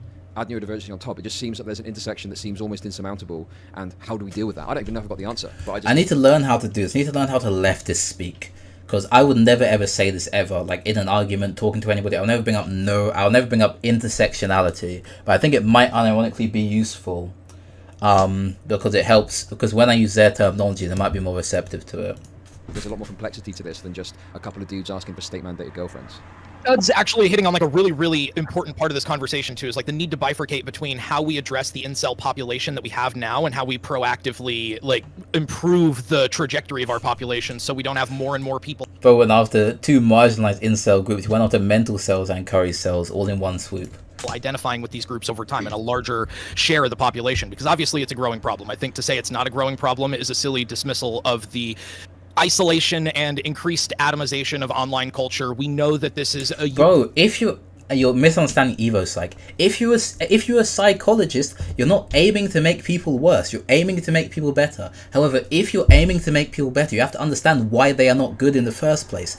Evolutionary psychology is understanding why they aren't good, and then therapy is giving prescriptive claims onto how to make these people's lives better. They're not going to make their lives worse unless they're retarded at their job, and they probably won't be because they're going to be educated in this stuff, right? Not just going to be la la la. I think about star signs or whatever. It's going to be dedicated people who know about Evo Psych and therapy helping out incels.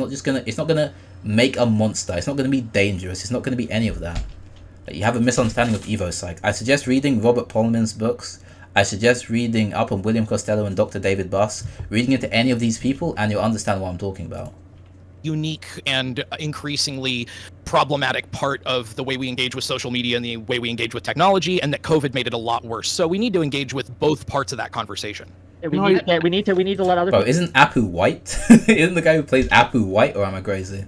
people in here a little bit, right? Is there a big thing about Kevin's that? been waiting. Thank You gotta you. let Kevin in. Kevin, Get your camera, bruh. I don't know what to tell you. Put your hand up. True. Well, no, I don't mind why. It's not a problem. I was going to just address a couple of points that I think Not So Erudite was making, and I think your studies sound really interesting. If you could send those to me, that would actually be quite interesting to read, I think. But within what you were saying, I think is the interesting point that whether it be neurodivergence or mental illness or any of the other factors, those are the things for which those people would be parts of oppressed groups. Inceldom in of itself isn't a cohesive enough social or political grouping to be considered an oppressed group as far as I'm concerned. Okay, here's an actual criticism which I can agree with, sure. Incels don't really have an ideology, believe it or not. The Blackpill does, and a lot of incels are blackpilled, but not all incels are blackpilled. I agree with that, sure. Incels aren't well defined enough to be oppressed. Sure, I'll take that. I somewhat agree, right? Sure, why not? I think what you're doing is bringing in these disparate factors to inceldom within the individual incel and saying that it's the inceldom that's part of the marginalisation, which I don't think is one question, necessarily Kevin? true. Yeah, of course you can, yeah. Sure. How many terms for groups do we use and adopt as pejoratives in cultural parlance? Like, incel is used as an insult, and it's got a... True as well, bro. If incel wasn't used as an insult by, like, Haha-san and, who's the other... I'm hitting my mic. Who's the other guy? Noah Samson, right? The other soy-esque guy, right? If incel wasn't used by your pejorative by these guys and, like, generally in the media, I think so many people would be incels. So many people would be, because they would. And if Elliot Rodgers didn't Elliot Roger, then so many people would be incels now. Cultural connotation that it must be a bad and undesirable state, and obviously it is. I don't think people identify with it. So isn't there a certain level of cultural oppression that happens immediately as a consequence of adopting a term that identifies a group of people as an insult? Hassan Piker, let me just go on a quick tangent. Hassan Piker may be the most privileged man to ever live in society, and I'm not exaggerating. Hassan Piker was born into an extremely wealthy family. He was born, I don't remember. His childhood was like fairly straightforward. He didn't grow up in America. He moved to America. He had sex with like 200 women, says like, hey, I'm going to do some politics. Did politics because he had extreme connections and got a bit of money on that. And now he sits down for 12 hours a day talking. He doesn't do anything. It's not like he's not engaging with stuff. He's literally just talking with his friends. He's not like engaging with the content. He'll sit down, he'll eat, he'll leave the content on in the corner and then go like to the toilet or go and like do something else. He literally does nothing, gets paid millions to do nothing. And he is hyper attractive, hyper successful, and status maxed. And he did all of this banking off what Destiny had already made for him. He is like the archetype of nepotism. I've never heard in my life of somebody more privileged ever. Kings and queens who have lived previously throughout time are significantly less privileged than Hassan Piker. Significantly less. Oh, social I don't know that oppression. Like, there's a difference, I think, a fundamental, substantive difference between being mocked and being oppressed. And I think actually the second point I was going to make to what November... And then, I'm going to carry on down, another quick tangent. And then whenever somebody spoke to him about any sort of adversity, like fighting Sam Hyde, he gets mad at him. He like starts bullying him, like, bro, what you talk about Sam Hyde for? And then he's like, are you stupid, bro? You dumb. And then like starts talking down to him. And then he's all the yes men around him, like, oh, Hassan, this guy was so mean to you. I'm so sorry, Hassan. You had to go through. I'm so sorry, Hassan. And they're all like in the back, you know, sucking him off or whatever. It's cringe. Erudite was saying the comparison to indigenous people, and I accept that they were saying that clearly indigenous people are more marginalised and more oppressed. So I'm not trying to equivocate, but I think the comparison is apt in one respect, that there were specific laws enacted against indigenous people. There was Not Abigail. Abigail Shapiro didn't go for Hassan. Tell me ain't so, man. I can't enacted against indigenous people. There is Yeah, not there's systematic genocide. oppression. Yeah, There's there's not. systematic oppression. But There's not systemic genocide. oppression- No one's going around stealing Hold the on, land hold on, of hold on. and killing and Hold on. burning the settlements. You of are incels. equivocating now because you just granted Okay. me that it's not equivocal, and now you're equivocating. Obviously, I don't believe. No, I'm that incels- expanding upon the point. Hold on. No, obviously, I don't believe that incels experience systematic oppression like Black people have, Indigenous people have, like women have historically. I would fully Okay. grant you that. I would never argue for that. However, I think we can all agree that systemic oppression is seedy, tricky to hard to put your finger on, and has a lot more to do with kind of the human variable within policymakers. It's when all of the policies and ceilings and all of the systematic structure looks the same, and yet white people still tell Black people that their hair isn't okay, and so they're not getting hired because of their hairstyle or their name on their resume, right? This is more of this systemic oppression that's harder to put your finger on. And so what I would counter with that is I would like to ask you. Bro, every time I see Sam Hyde, he looks like a different person. I have no idea how to rate that man. That man is like a xenomorph. I don't know how he's like. This guy's like the Terminator, like from Terminator 2, I think. Like every time I see his face, he's changing. I don't know how to rate that man. I don't know. Every time I see him, he looks different. It's weird. Question. If in this incel data, 54% have a formal diagnosis, but only 6% of them have actually found psychotherapy helpful, compared to a 20% average formal diagnosis for the Gen Pop and a 75% success from psychotherapy, what do you think is happening there? Here we go. Big question. So pretty much what she just said, if you didn't get it, incels are going to therapy and it's not helping them. Why? Okay. I can't answer that. I don't know. Exactly. And so that's where I'm Yeah. saying there's got to be, I could tell you what's happening because I've also looked through the literature and we've seen robust bias in research alone on incels to the point that multiple papers that I've cited you, the 3 that I listed, talk about other papers and basically say like there's a lot of research bias going into this. While we acknowledge that there are harmful ideas within incel groups, nobody has actually looked at any But of is- the incel questions Yeah. seriously. Well, what I would Data. well, this is I think part of the problem is that, again, going back to I think the concept of it not being a cohesive enough group, that I don't think a lot of people find it worth studying because it's not as big an issue as maybe. I don't think that's true. From what I've literally been, 2 people have come to me just from me streaming and asked me, hey, would I be able to interview you to write a dissertation for my university degree? 2 people have asked me that. I've been asked to be on TV once, and I have, I have 1,000 subs, and I get about 1k views per my like long form videos. I'm not like a big guy, and I've been asked twice to do dissertations and once to be on TV. I've been asked once for a study from Nam. I think I spoke to Nam about study. I'm not too sure. Maybe someone else. Like, I'm in the grand scheme of YouTube, I'm like a nobody, and I've been asked 4 times to do like these external things. People are very interested with incels right now for whatever reason it might be. A lot of other things, like it seems like not a waste of time, clearly, but Sure. But we thought that addicts were a waste of time like 20 years ago, and we were just wrong, right? And so it's like if a guy walks in to a treatment center and he meets with a therapist and he sits down across from this nice young lady, how does he even begin to try to tell his therapist what his experience is? And assume he's got all of the hateful ideas as well, and he's bought into them, but he's aware that everyone else thinks that he's a piece of shit for having these ideas. Where does he even start? How does the therapist work with him? How does she stay safe and comfortable, right? This is this systemic stuff that I'm talking about, where it's that human variability of course they can access therapy, but the issue is 6% find therapy helpful. That's the problem. Well, this is part of the problem with why I try to delineate between 2 groups, and of course it's more complicated than just 2. Maybe you could do it to 10 groups or 20 groups or 50. Yeah. It's a huge group of people. But the problem is, there's a difference between just not getting laid, i.e. literally being involuntarily celibate, and taking on political, socio-economic positions and living a lifestyle. I'll show you the political makeup of incels right now. There was a William Costello study. He did a study on it, right?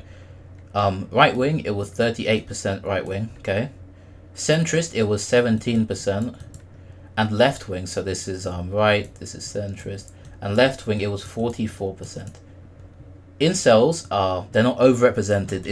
It's close to like being, well, not 50-50, 40-40, I guess. They're equally represented or slightly overrepresented. I don't know how to say this without saying overrepresented. There's more leftist or lefties than there are right wingers, which makes a lot of sense because incels are all about equality, right? It's not too surprising. It's William Costello's study if you want to look that one up. The group I'm talking about has taken on those exactly, ideologies. They have a strong level of ideology. In fact, if you want a really uncomfortable intersection to talk about Prime's point, I think having more than 5 people on, you're not really having a debate. You're kind of having like, I talk louder than you, therefore I speak, or I interrupt you more, therefore I get more speaking time, right?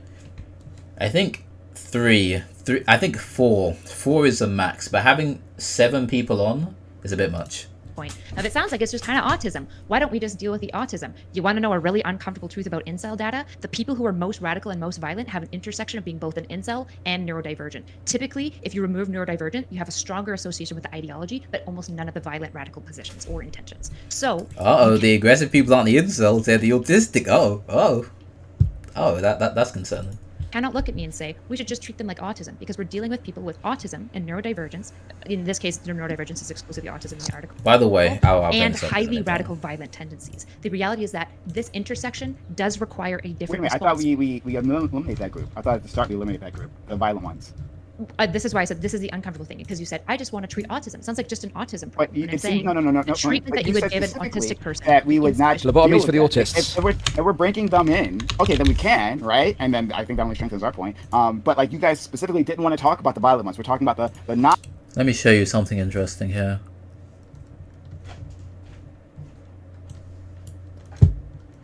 "44% of high-functioning autistic men remain virgins despite having high sex/relation drive. 44.6% of them do. Okay, autistic males are more likely to have physically unusual facial traits. There's another study. Autistic men, I'm not going to say autist, but autistic people are judged as more awkward, less physically attractive, and less approachable within seconds. Okay? Autistic men have 10 times as many suicidal thoughts as normal men.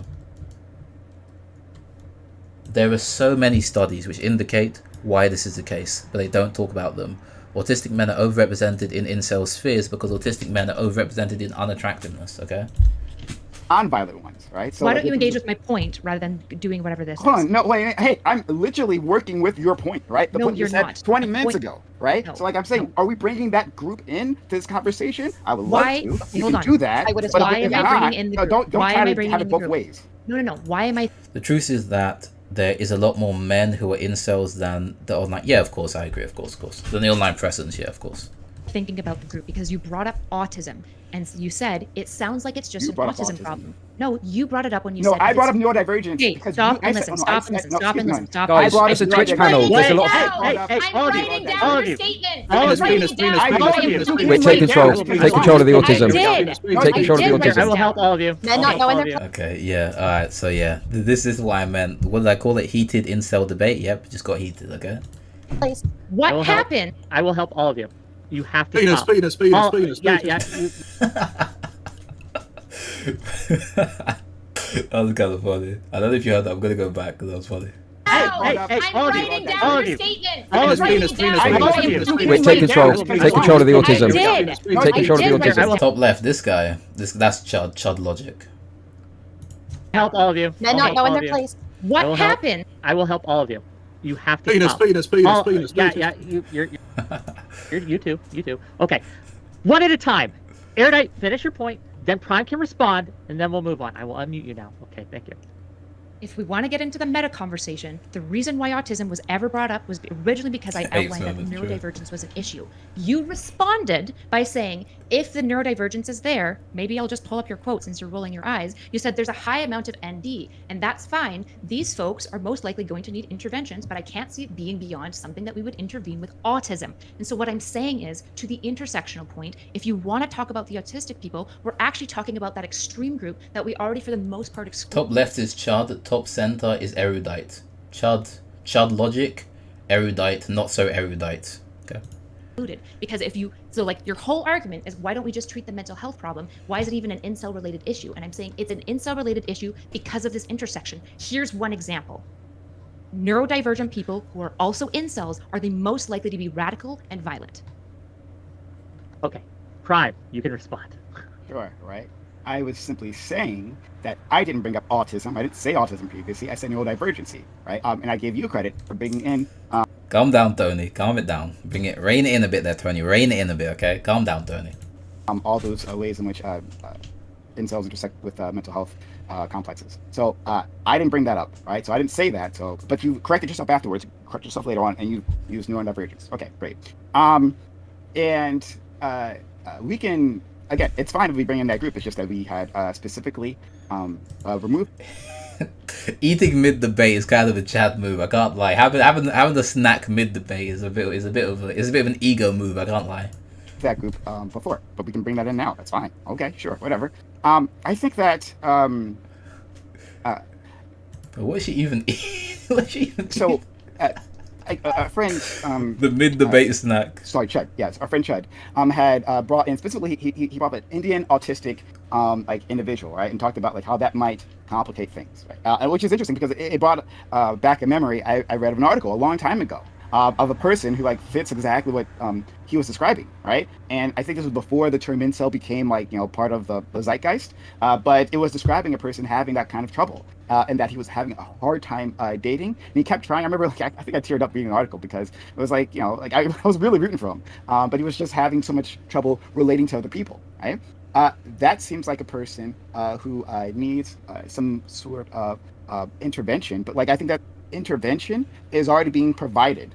It's not as if autistic people are a new thing, right? The idea of incels, right, in popular culture is a new thing, but autistic individuals having trouble in the dating world. Bro's not saying anything. What's he saying, man? I've been listening to him. He's not saying anything. All he gave some vague example, some article he read, and now he's trying to link it back into something. I don't know, what point is he making, man? Not me. We have resources for that. We have resources to tackle that. Do you think it's and I want what do I think it's the resources that we give to people, right?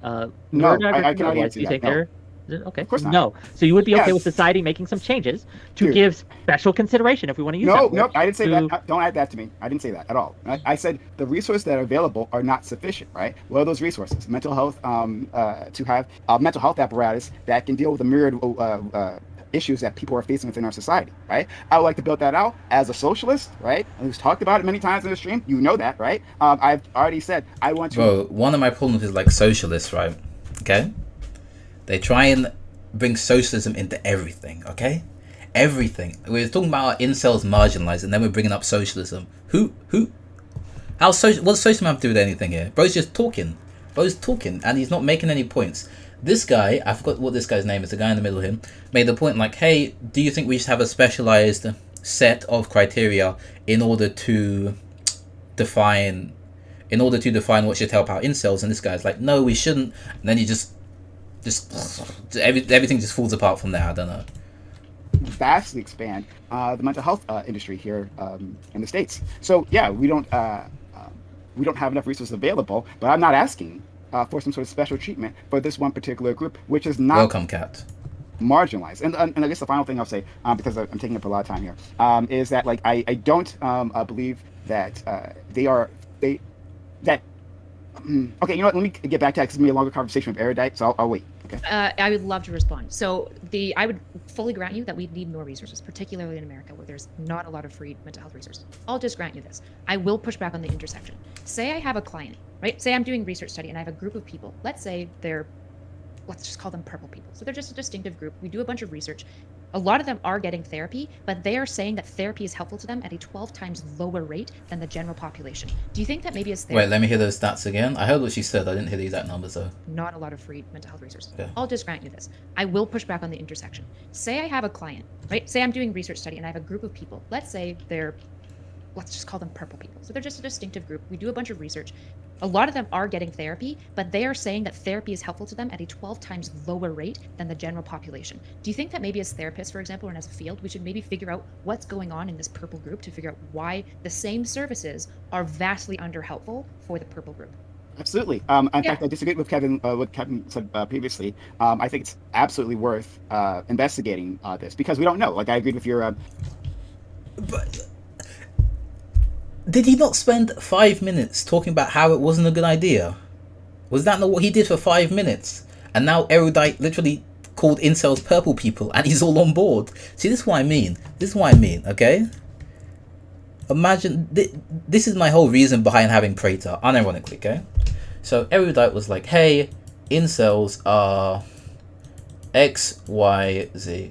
And what's his name is like, so incels are X, Y, Z, and then Prime K's is like, no, we shouldn't have any special consideration for them, blah, blah, blah. And then Erudite is like, purple people are X, Y, Z, right?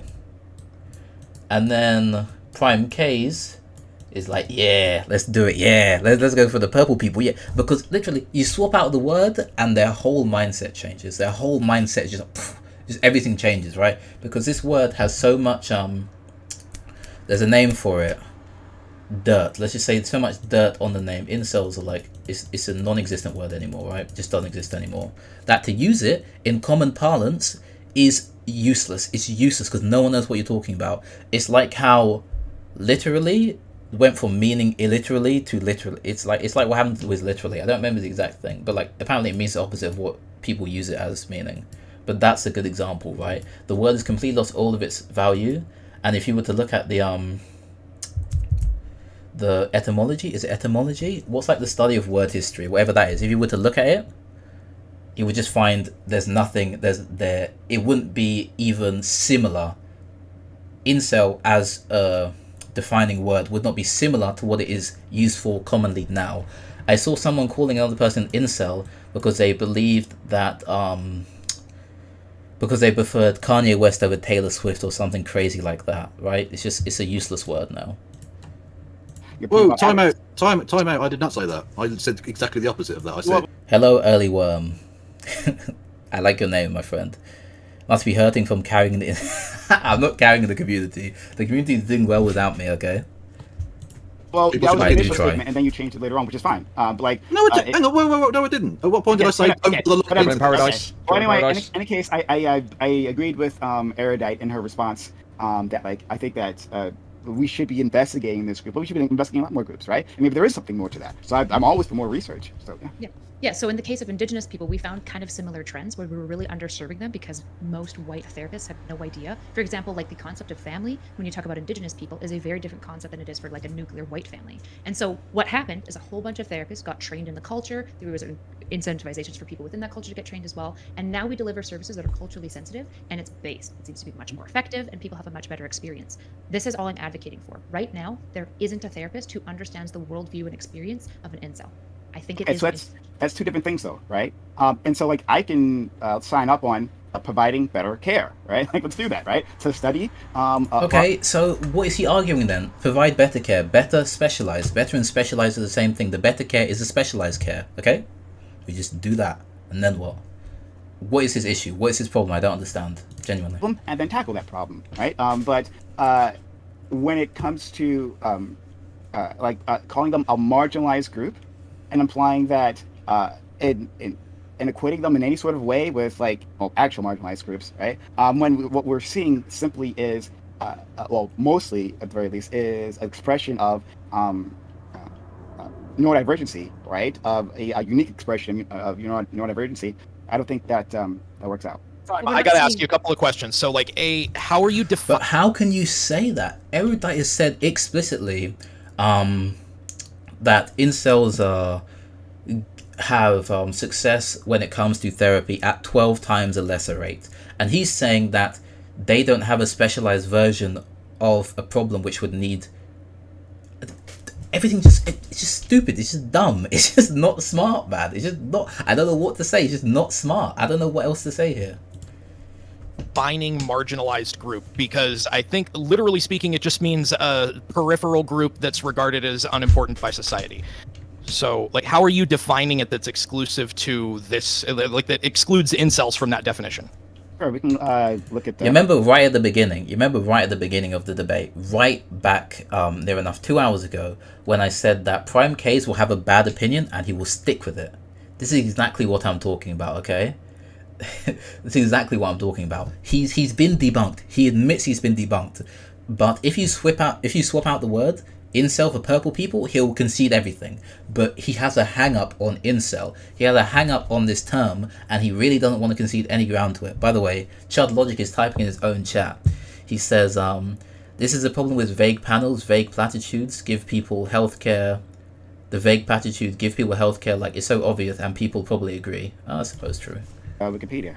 Social exclusion, like social exclusion for marginalized groups, is a process in which individuals are blocked from or denied full access to various rights, opportunities, and resources that are normally available to members of a different group, and which are fundamental to societal integration and observance of human rights within that particular group, e.g., housing, employment, healthcare, civic engagement, that type of stuff. Okay, right. So that would include neurodivergent individuals. That definition, that short definition I gave you, would include neurodivergent individuals. They are blocked from a whole list of things in society, right? It's made difficult for them to access that, right? My problem with incels is that, like, it seems like they are looking at a Venn diagram. They virtually completely overlap with a neurodivergent people who simply don't take that title. And like, if we say they're a marginalized group, that implies a societal response that is focused on like the heart of the identity rather than like the heart of the issue, right? Oh, so my life. Okay, so okay. This is what he thinks. Now I understand. Okay, now I understand. This is how he sees it, right? You have two groups. Okay, so you have neurodivergent people, right? And then he believes that neurodivergent people inside this group are incels. Okay. And he believes that you should treat all neurodivergent people the same because he assumes that all neurodivergent people have a 12 times decreased response rate to therapy. Okay, that's what he thinks. So you have incels here and then neurodivergent people here. He believes that all incels are neurodivergent. This is the only... Sure, why not?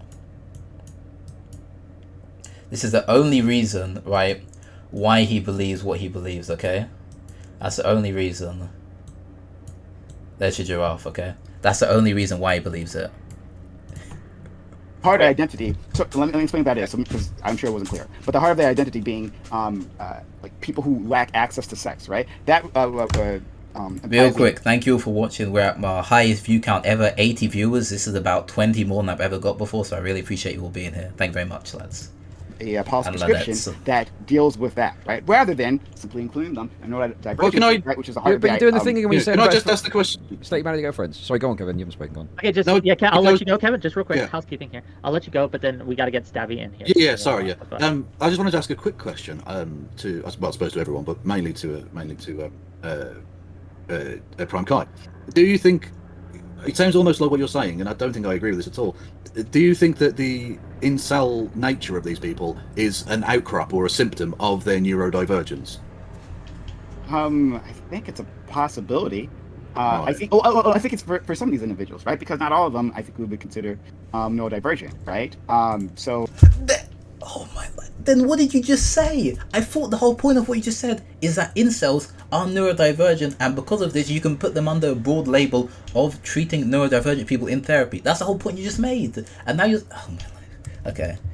So incels are incels for three reasons. These are the big three, okay? Neuroticism, autism, and unattractiveness. It's these three. That's pretty much it. Apart from... you could argue there's other ones, for example, like childhood trauma, but I feel like that would present itself in neuroticism or potentially autism, okay? So I wouldn't say this is one. It's normally neuroticism, autism, or unattractiveness, or all three of these, okay? This is what inceldom is the core. This is what inceldom is based off of, right? It can be any one of those three in excess normally causes autism. I mean, normally causes inceldom. Oh. Yeah, I think 70% are not neurodivergent, just to be clear. Yeah, that's what I'm thinking. Like, because sorry, could you repeat that? 70% are not neurodivergent. Yeah, That okay, we know. exactly. Yeah. Rough numbers, Yeah, obviously. so I think for some of these individuals, that's certainly the case, right? And then for others, then it's even worse for this other group because they're not neurodivergent. Okay, all right. Well, again, I'm willing to study the problem as to what the issue is, but I have not seen anything evidence that tells me that these individuals are oppressed systemically in a way that matches any other marginalized group, right? And there's like not just race as a marginalized group, right? There are other social. There are definitely outcasts, structures in society that have an oppressive effect on. Bro, I don't know where Erudite gets the stat. I haven't seen these stats, and I'm like, I'm the stats guy, man, and I don't know where these stats are coming from. I'm taking their word for it, but I have no idea where these come from. And like dating apps, for example, is probably one example of that. Dating apps are skewed very heavily. Neurodivergency includes a whole litany of different stuff. You can look it up. It's everything in DSM-5 and the there's another one. I forgot the name of it. Against men. Sure. And the way Are that men a algorithm marginalized works. group? Are men a marginalized group? No, but I'm just pointing out where there's a dynamic that exists where the deck is stacked against men when it comes. If you look at all the information and research about it, because of the fact there's so many men on there, because of the way the algorithm works, particularly certain types of men that aren't conventionally attractive, men that aren't white as well, all comes into it. And I think the problem is we're looking at this from the perspective of like men or incel, but I think it's all intersectional, right? If you want to use the fucking correct language. What does IDC stand for? I have no idea. Cognitive disorder, International Cognitive Disorder 11 or something. I don't know. That's what I would assume. I have no idea. It's the intersections that are important, right? I like if you're a good-looking guy, you're probably going to do fine on a dating app. If you're a neurodivergent Indian guy, you're probably ugly. You're going to get fucked, and not in a good way. But you helped make my point for me. Thank you for that, right? Because that is a disadvantage that I, as a man, right? I'm not one of the super chats. I think maybe you guys might have guessed that, right? I don't have a lot of luck on dating apps, right? But I would not call myself oppressed specifically because of that. And so even when Erudite tells us about Oh my life, bro. No man has luck on dating apps. No one. Bro, even maybe Chads, and even the Chads I speak to are somewhat unlucky compared to the average women on dating apps. Even Chads, okay? You have to be Giga Chad, unironically, to have luck on dating apps, firstly. Secondly, these guys aren't just incels because they get rejected on dating apps. Normally, these people try and approach in public, it goes really badly a few times, and then they're kind of like, okay, then, why? Okay? Or they've been called ugly before in their lives, then like, okay, why is this the case? Okay? That's where it comes from. It's not that these people get rejected once or twice on a dating app and then blah, blah, blah. Okay? That's not how it happens.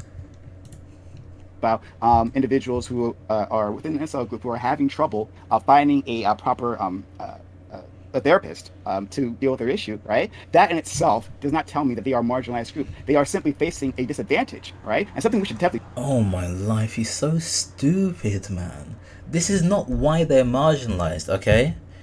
The marginalization does not come from the inceldom. The inceldom is a product of the marginalization, okay? They are marginalized because of, I don't have to draw it, because of all the reasons I've said. Because of overrepresentation is like 50 different negative, I think it's 12, exactly 12 different negative categories, okay? That's why they're marginalized. They're marginalized, this gets expressed through inceldom, and they identify themselves as an incel, as incels, and then we need to work down from that to see what the problem actually is from the inceldom, okay? That's how it should be done. Inceldom is the symptom, not the problem. I don't know how to say it properly, but yeah. Tackle, right? As we should expand access to healthcare in general. But that doesn't mean that they are a marginalized group. Okay, now I'm done. Stabby? Stabby. Unfortunate. Nope, still can't hear you. While she's fixing that, right? I do want to ask Prime Guy specifically. Do you think that did we get it back? No. Try again, Stabby. Start talking.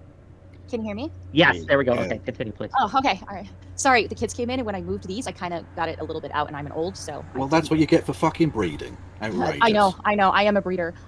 So I want to lean this towards Erudite and what Portland is Burning was saying earlier. I did want to ask earlier, but I was afraid that it would seem rude or dismissive. But I'm asking this in complete sincerity. What is making this particular group of men so resistant to the things that are helping other people? Why is this particular group resistant to the same kinds of care? Are we, like, obviously if a certain kind of treatment isn't working for like a medical patient, we use a different kind of treatment. What is it about this 18 to 25 age group not getting sex that is making them so resistant to help? What's going on? I mean, it's probably a really layered set of social conditions that produce that kind of behavior a lot earlier than 18 to 25. But what is this emote, by the way? I saw this once before and I didn't come. What is this emote? Is it that Dr. Disrespect? What is he doing? And start a lot earlier in the like pubescent developmental process. I think that young men in particular start dealing with identity anxiousness and fear of rejection and stuff pretty much immediately as they start entering the dating pool. Or maybe they get rejected a lot, and then that excess of rejection makes them more prone to not. But it's like any fear ever, okay? You do something and it goes excessively. It goes arbitrarily bad for you, and then you don't want to do it again. This is what happens with every single phobia ever to exist. Or you just have an inbuilt fear of it. One of the two. Normally it's that you engage with it and then it goes badly, and then you're like, you call it, right? In probably not once, multiple times, obviously. Not just once, a few times. Age 13 or 14, and once you start feeling like you're falling behind, speaking from experience, I think that once you start to feel like you're falling behind the pace of your peer group around that age, there can be a lot of social pressures that exacerbate already bad tendencies and create How in the world did you... Oh, okay, never mind. Increasingly desperate sense of isolation that leads to these conditions being a lot worse once we start to identify them as incels in the 16 to 25 group. Why are black people so resistant to programs to help other black people? Hold on. I'm not trying to ask for, I'm trying to get a baseline. And the reason I'm trying to get a baseline for this is because I do think that some of it does have some overlap with things that there's a lot of female positivity. There's a lot of feminist, let's go, let's support one another, sisters helping sisters type of stuff. Exactly. These people don't understand, because these people, they don't believe ugly people exist, or they haven't mentioned unattractive once in this whole debate. Imagine having a whole panel on incels and not mentioning the word unattractive, ugly, or undesirable once. It's insane that none of them have said anything about this, okay? At least, I don't even know, at least assume that they're unattractive, undesirable, ugly, whatever it might be, right? At least think that this is even a confounding factor, okay? Come on. And as much as it's cringe and we all want to kind of ignore that stuff sometimes, I think that there are some of these problems that have a complete lack of assistance and help from men. I would like to point out that fear of rejection, so many times I was saying, Erudite was saying that they might not have a therapist that understands what they're going through or who has been through what they've been through. I said earlier on another site today that Jordan Peterson, this being his actual field of expertise, him saying this is the kinds of therapy that can help you. This is where that we can help you here. That would go a long way, and that was pushed against viciously. Isn't therapy very expensive and hard to access in the United States? I mean, I hear all the time about bad healthcare is. Well, maybe that's a problem. I don't know. Just shooting in the dark. Yeah, well, yeah. I was just gonna. Can I just respond to? I mean, I think you were being a bit memey with the why don't black people access services X, Y, and Z thing. But there's a truth to it, and the point is, there's a difference. This goes back to the point I was making about indigenous people as well. There are specific laws that were laid down in place that have that long-lasting societal effect. We need a praetor on the panel. Don't worry, lads. I've sent on my email. I'll DM this guy on Discord because apparently he responds to Discord. I'll DM this guy and see if I can get on the chat with him. I have no idea what this guy's name is, but I can probably look it up and I can DM him as well. I'm not DMing this woman. I have no idea who she is. I'm not DMing Kai's. I've already I've already emailed Erudite as well, so I've emailed these two. I don't know who this guy is either. So that mean that black people are marginalised or that indigenous people are marginalised, etc. That don't exist for you, Noah. You are first of all, that's not how you should view anything, right? It's not that I had this, I didn't react this way, therefore people reacting that way is illegitimate, okay? You should say, hey, this guy's reacting differently. Maybe our experiences are slightly different than one another, okay? You shouldn't use yourself as a baseline. That's generally not a good idea. Or just incels.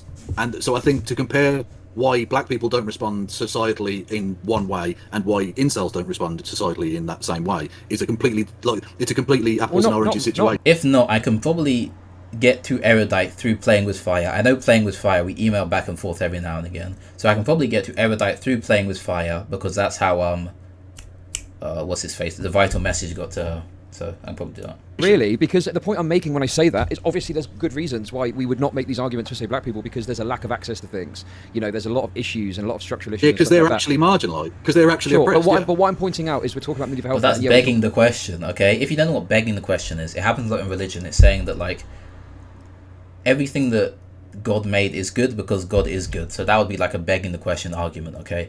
He's saying that black people get special help because they are marginalized, right? That's his point, and that's what we're debating here. Are incels marginalized? He's begging the question.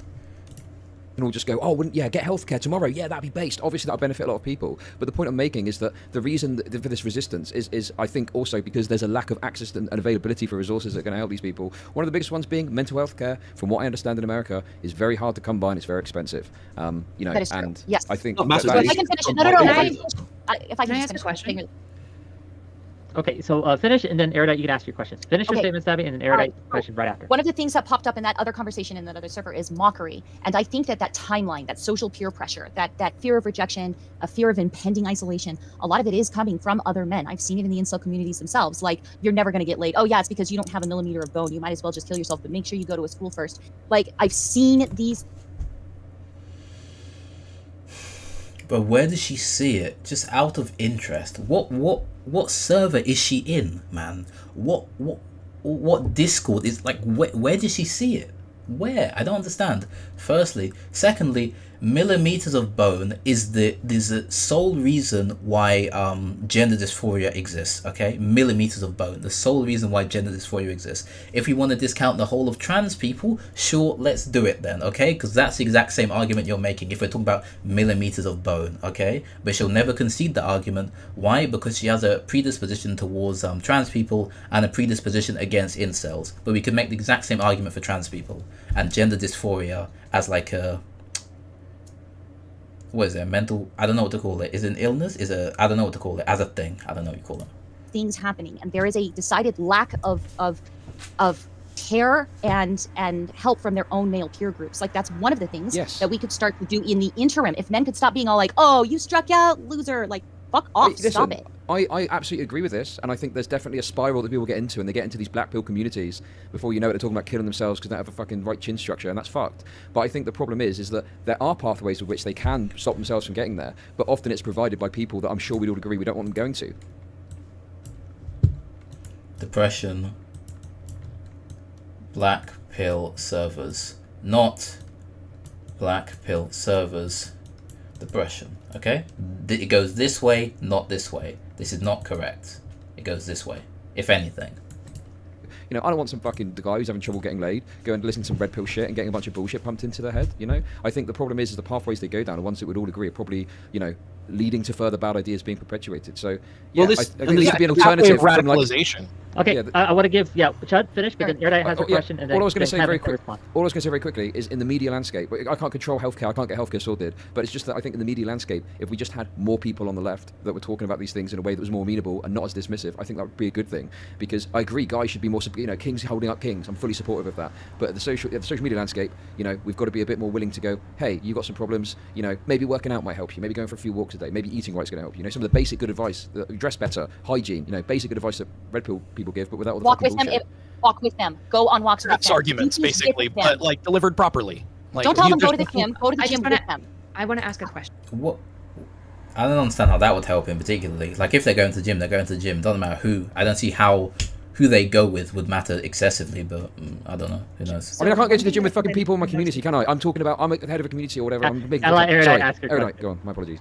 So one thing I think that you guys are really missing is that when we look at mental health care, we don't really see it as an institution because it's not. Like, it's this fractured, privatized, and it's a problem that it's not an institution because it's not readily available for people, it's not freely accessible, right? In all ways. I don't think Chud's too against incels, honestly. Like, if I was to go to Chud, I think Chud would, like, generally accept my views. If I was to explain to Chud general Blackpill ideas about how, personality generally doesn't matter, and if it does matter, it's unchangeable, and generally is a result of, what's it called?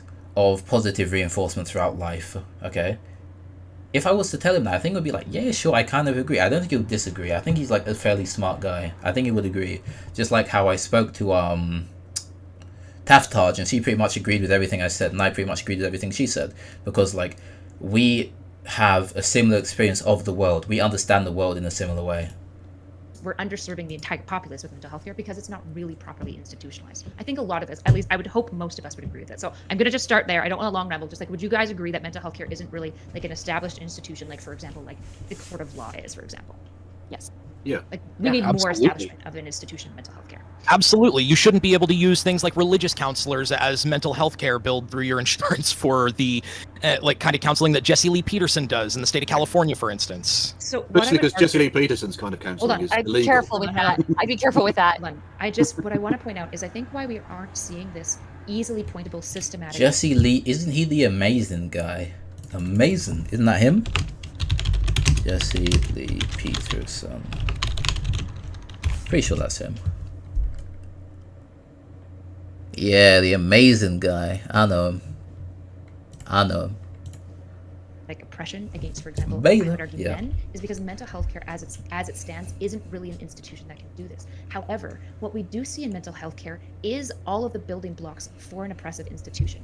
What would you say if there was an institution that has always had a highly The biased Baylor research path towards through. that is dominantly used more so the opposite population group for its research. So it mostly uses women in this case for treatment care samples, and then it just generalizes across the growth. It also has historically treated your group specifically like a villain. It has talked a lot about concepts of patriarchy and misogyny, and in all ways it has painted you as a bad thing, and it has never actually ever uniquely looked at your population as a unique, distinct group and tried to consider what the problems are. I think anyone would look at this institution and be like, it's kind of being a little bit like, there's something, nothing else, a little sussy going on here. What we see in mental health care is a vast We're getting an of men. echo. I'm just sorry. We're getting an echo from you, Stabby. Sorry, continue. I didn't hear any anti-Semitism. Yeah. What are you talking about? What we've seen is a vast underserving of men in the mental health care field since basically the 90s. Men, not just incels, men have higher levels of depression, higher levels of suicide, higher levels of addiction, right? All of Do men have high levels of depression on average as well? I didn't know that. I knew they had high levels. I didn't know they had high levels of depression. That's interesting. these things, they have a vast history of Maybe basically I did actually. they're having their emotions broadly dismissed by society, and we see some of this reported. For example, we just tell men to go to therapy and talk about their feelings, but it seems to be the case that certain therapies, like especially mindfulness and like emotional awareness Here's a problem with therapy and like general men's issues, okay? I'm gonna sound a bit dismissive, okay? So imagine I don't know, what would be a good example? Imagine you're 6'5", and I know you half of us have already imagined this to be the case, okay? So you're 6, I don't know why I drew the 6 like that, 6'5", tall guy, and then you're complaining about, I wish I was taller, okay? This is probably an illegitimate claim, and this can probably get treated with therapy because it's an active thing here. You're excessively tall, a lot taller than the average guy, and you're complaining about how you're too short. It's probably a mental issue, okay? And this is how therapy is treating a lot of women's issues, okay? When it comes to men's, and this is not like harping on women's issues. They are legitimate because like they feel they are legitimate. That's what therapy helps, feelings, okay? Which is fine, which is good, obviously. Then there's another guy who is 5'5", okay? 5'5". And he says the exact same thing as the 5'6" guy.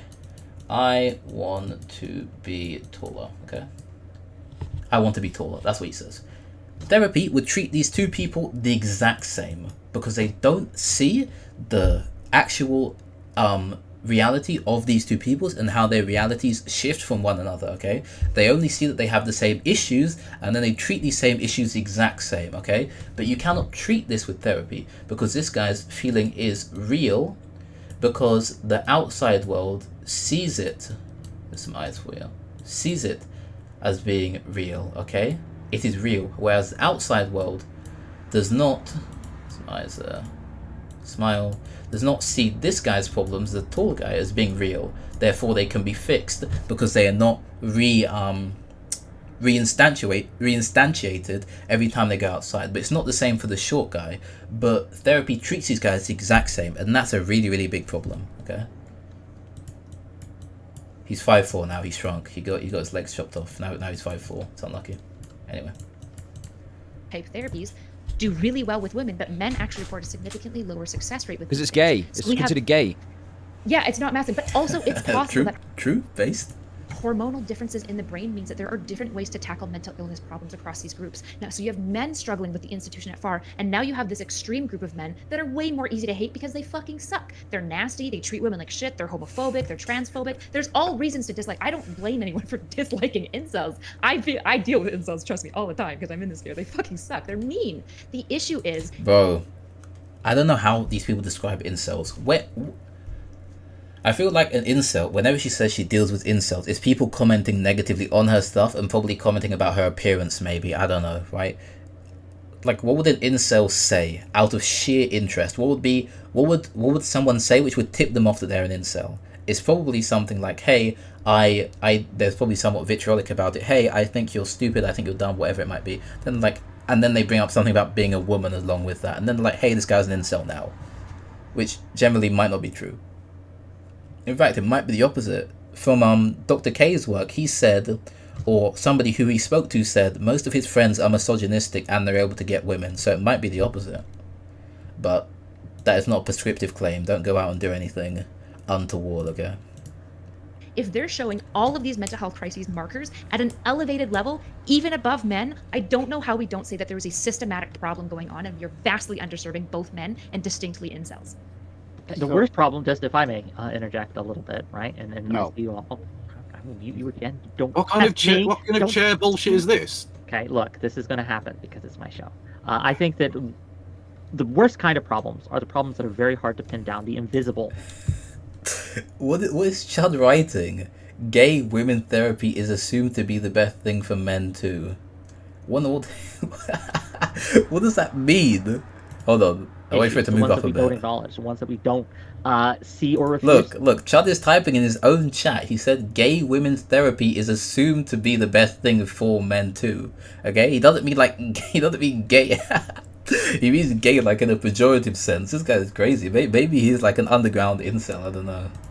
To see, right? There's none so blind as those who refuse to see. I think this is happening here. I think because men have had it so easy for so long, right, historically, that we think that they cannot. They're, you know. Bro, the idea that men have had it easy throughout history is so unbelievably stupid. Even compared to women, no one's had it easy. It's not a comparative thing. Men had to go off to war, and women had to deal with all of the shaming, lack to. Education, stuff like that, right? Like, no one had it easy. No one had an easy time throughout history. I disagree with that characterization. This is just some kind of comeuppance. It's a balancing of the scales that now that they have to deal with these issues. And I think that it's causing a lot of problems, right? Like, it is easy to be sympathetic towards people who are struggling. But every time, right, I try to have these discussions. Every time. There is at least a few people who say, well, women have it worse, or this group has it worse, or yeah, sure, they have some struggles, but what about these groups? They have it worse. And it becomes almost impossible to talk about it. Sorry, rant over, back to moderating mode. Go ahead. Can I just add something in there? I don't think anyone's ever mentioned. Generally, they don't. Generally, when it comes to nowadays in the dating market, generally in like the in education, women are not overrepresented. They're going to college at higher rates. They're going to universities at higher rates. When corrected for age. Below the age of 30, women are generally doing better economically than men. Women are having a much more easier time on dating apps than men. When it comes to dating, women are having a much easier time than men. Women now aren't oppressed. They're just in social fields. They're simply not oppressed generally, unless you get up to like the really, really high echelons. Then maybe, but at that point, it's kind of like you're so privileged over everyone else. Your oppression is kind of like insignificant, right? Because you've been so privileged. In this conversation so far, which I think would be an enormous help, and I don't know how to bring it about in the slightest, but the feeling of sexual entitlement that a lot of younger men have drilled into them by societal forces, I think is really, really fucking toxic and poisonous, and ultimately leads. What was your question, Slick? I missed your question. And I can't see it because chat scrolled too far. Type your question again, I missed it. Or maybe I read it out and I just didn't know.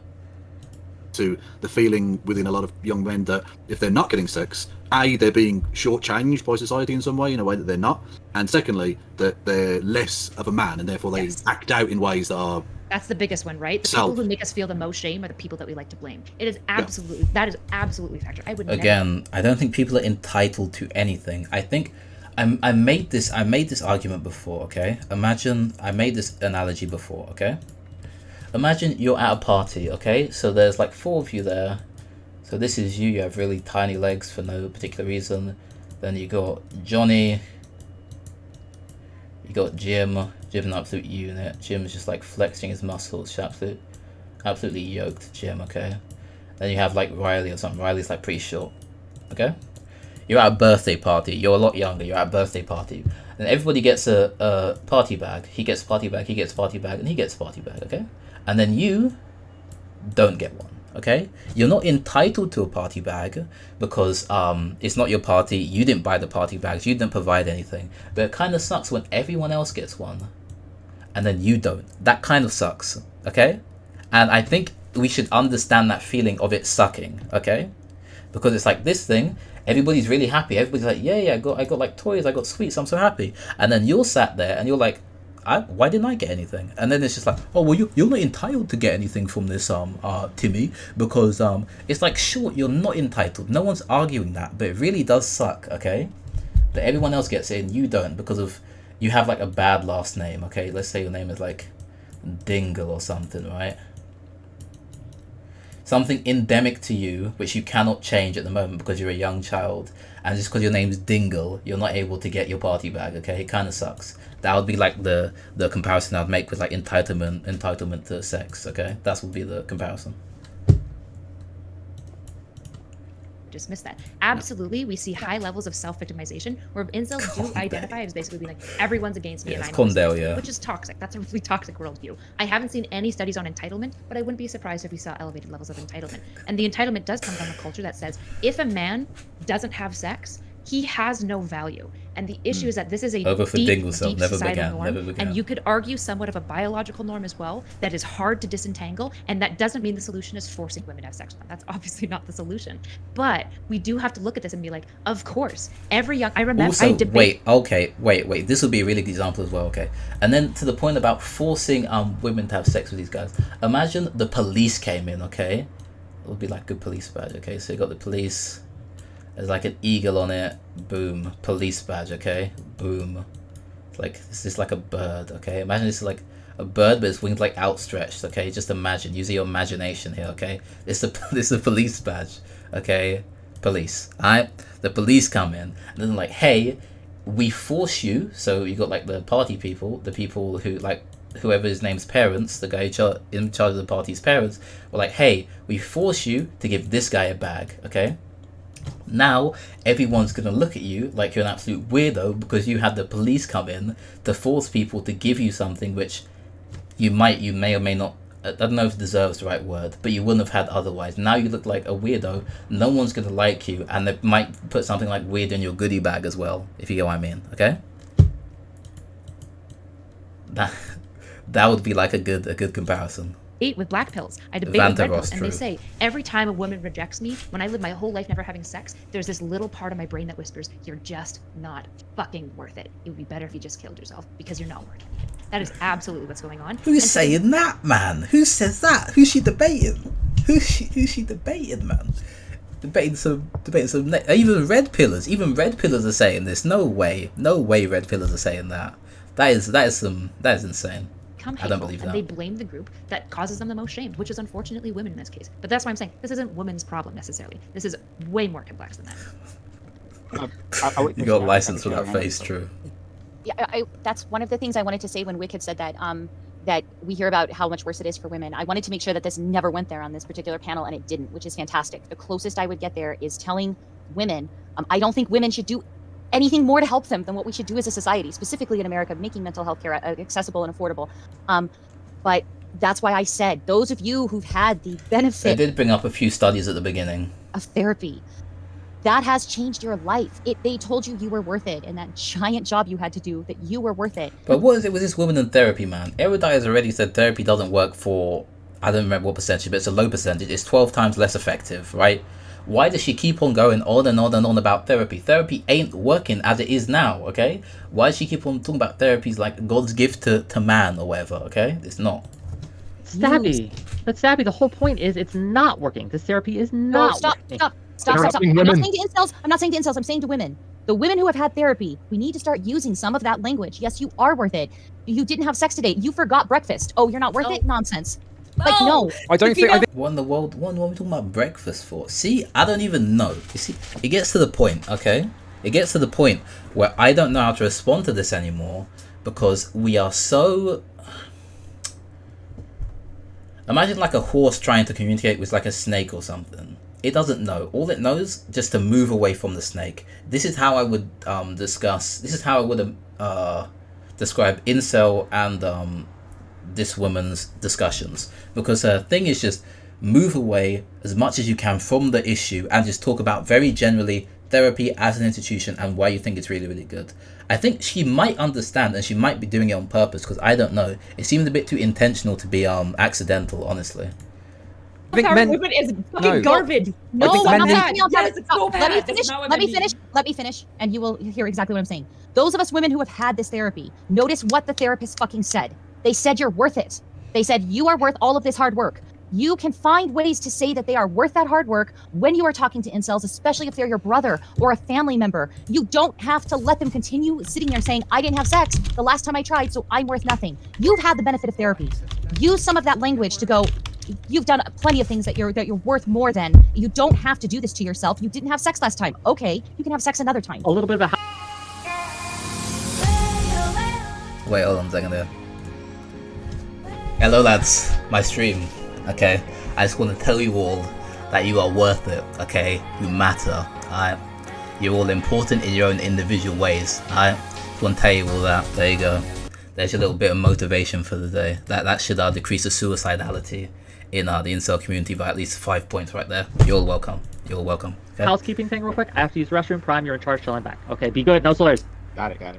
Sure, So come then in first. I won't say anything. Then I'll wait to take my turn later on. So who wants to go next? I just wanted to throw something in there quickly, and whilst I'm 100% behind the idea that men need better healthcare, access to therapy, I think it ties into what I got what the Erudite's NCS, saying. non-copyright And it just music, seems mate. like maybe those tools aren't necessarily what's needed for men in and of themselves, and also for incels it seems like they need something else. It's like, for example, if you think about pedophiles, and I'm not talking about child molesters, I'm talking about people who have the proclivity, the DSM-5 definition of being a pedophile. I think that they need access to help so they don't end up hurting children. But like, I don't think they're just saying to them, "You didn't rape a child today. Well done. You're fucking." So you're true. My therapy is better than any of the therapy, by the way. I'll tell you how it is, okay? worth it. That isn't going to help. You need specialization in that issue so that therapists can deal with it, and you've got therapists that are willing to deal with it. It's probably the same with like a complicated issue, like, you know, had this deep-seated feeling that you're not good enough because you're not going to ever have sex in your whole life, and that's where more specialization and research is probably needed. Is kind of, I think, not so early, trying to.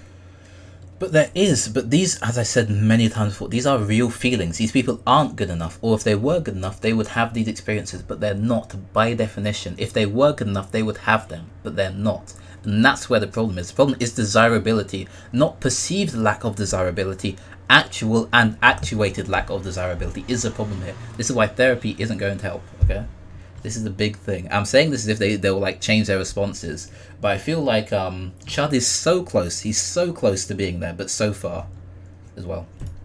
Point out. So whilst I in principle agree, I just think that there needs to be like a masculinized version of that, and I think I see it amongst male friendship groups. You know, kings supporting kings. This stuff does come through, and it's a slightly different way of looking at it. But yeah, I just think there's probably a slightly different approach that's needed to reach people that aren't. Culturally Do speaking, you have something that you think would be a solution that would be helpful in the interim? Because Sex this doesn't robots. work, this doesn't work, this doesn't. Oh God, yes, okay, sex robots, obviously. Wait, okay. I just for got back. What are we sexual talking need- about? wait, He's kidding, for he's sexual- Okay, for Sorry, sexual needs, sure, but they're looking for companionship. Yeah. They're looking They're for looking something for validation. They're looking for validation. Sure, companionship as well as desirability. I'll concede that a lot of them are looking for a lot of incels looking for companionship as well as desirability. But I feel like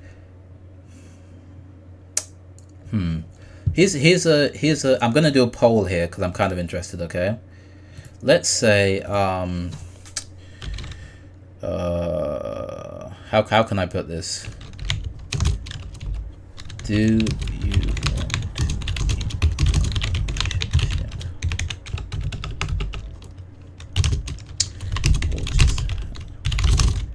I think this should distinguish between the two. Do you want to be in a relationship?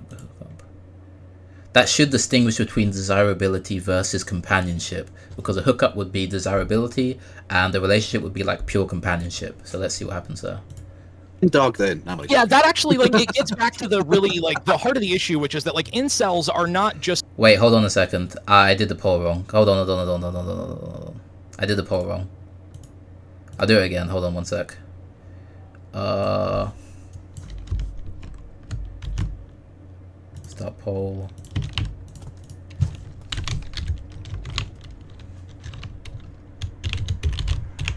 Relationship. Hook up. There you go. That should help though. There we go. That should fix. lacking sex. They're lacking companionship and human engagement on levels much more fundamental than that create a feeling of isolation and lead to identification with this group that obviously nobody wants to be a part of. I don't think any person identifies with an incel, like as an incel, because they have a healthy friend group, even though they don't have a girlfriend or a romantic attachment. It's a My friend group's alright, but anyway, we move on from there. Deep-seated feeling of isolation that starts much earlier than your engagement with the sexual marketplace and needs to be treated like an emergent mental health issue that starts with adolescence, in my mind. But Erudite probably knows better than me. Well, I'm willing to bite the bullet and blame women for a couple of things, which is not Me even too, all of them, actually. not about not having sex, but I will bite a Based. couple of bullets. For example, when healthier men's movements have started, they have been absolutely attacked off of platforms, even when they weren't toxic. They often got toxic, right? But for example, I advocate for men all the time, and I haven't been deleted yet, but man, do I get a lot of vitriol distinctly from a lot of women. Women need to fucking smarten up about how they talk about men. There are movements that say unironically things like kill all men, and you might be like, these are radical groups. These radical groups are fucking gross. Just like radical groups of incels who say women deserve to die and we should kill them are also fucking gross. Bro, all women should die. No one. This isn't a thing. This isn't a common thing. But the kill all men thing is extremely common now. It's become so common. There's an acronym for it. KAM or CAM. There's an acronym for it now, and it's a common thing on like TikTok and stuff like that. And it doesn't get banned. No one says kill all women. This isn't a thing. This isn't a point. No one says this. Now no one wants to say it because that doesn't help the problem, okay? That doesn't help anything. And then, okay, imagine you're an incel, okay? And then all women die. Okay, now what? Now what? What's the next step here? Okay? What's the next move? It's illogical, and no one says it. And both should be denounced. I do think there is some responsibility on women, which is essentially to extend the empathy to men and their struggles as you expect society to extend to you. That is all. And I actually do think women, by and large, are failing in this. If you look at how women are on like fucking Tinder and shit, it's damn antisocial. I know if I'm on Tinder, I'm fucking antisocial. I just fucking flip through like nobody's business. I'll get 17 messages and I'm like, I'm bored. I don't want this anymore. It's fun. Isn't she married? Doesn't she have a husband, or am I just insane? She's married, no? Oh, well, okay. A bit of a Freudian slip, an accidental point, I don't know. But I'm 90% sure she's married.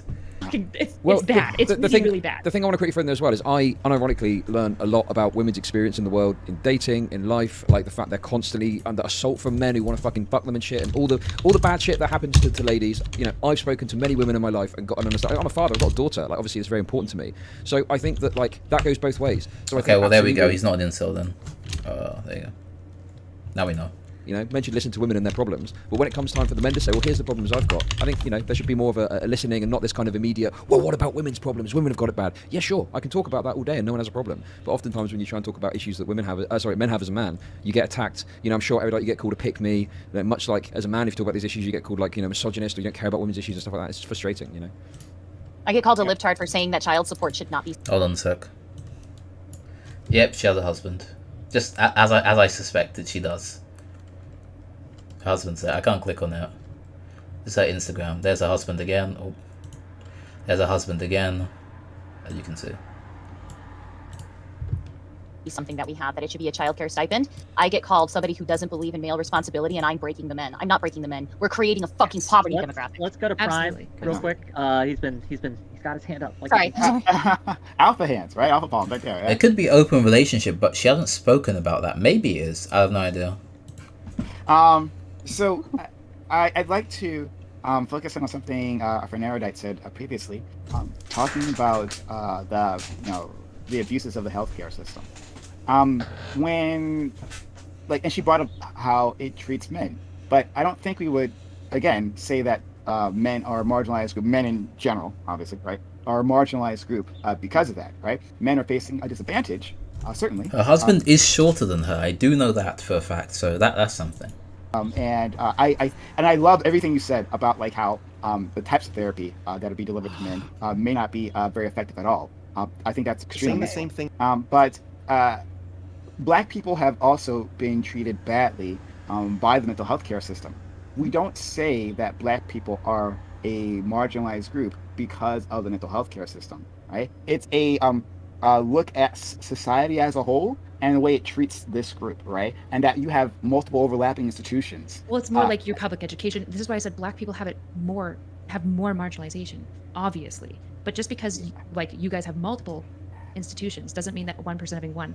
Also, you said that marginalization has to do with identity. That's not true at all. I can't find anything that says that marginalization has to do with a central piece of somebody's identity. For example, low-income children or single-parent children. I don't know their heights off the top of my head. All I know is that he's shorter. I have no idea. It's probably like 5'10", 5'9", 5'8", 5'9", somewhere around there, I assume. Typically a marginalized group, and yet it's not like a central part of their identity unless you want to say like single parenthood is a central part of their identity. It's class, isn't it?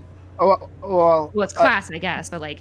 But no, I'm saying I No, agree with you. I wouldn't consider identity in the way that being black is an identity. Class is a 'cause material it's relationship. fluid, it's changeable. And it's Yeah, changeable, it's definitely. class. From a systemic standpoint, right? You're absolutely right. Obviously, there's social barriers that people face because of their identities that translate to systemic effects, things like trans identities, which disproportionately impact people's employability and mental health care access status and a few other areas. Bro, there was a study done showing that unattractive people, or men generally, get significantly less callbacks on their applications compared to women when standardized for everything, even name.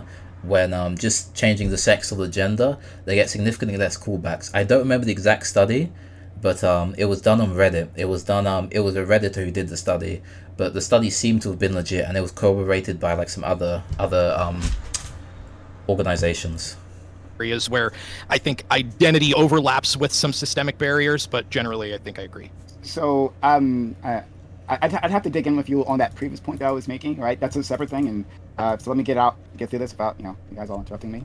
All these people are left wing, yeah, which is interesting. To get to the point I'm making. Right wingers are a lot more dismissive of incels than left wingers. I have to say, on average, they are. I would have to say, unless the right winger is actually an incel. But generally left wingers at least will talk about it, even pejoratively.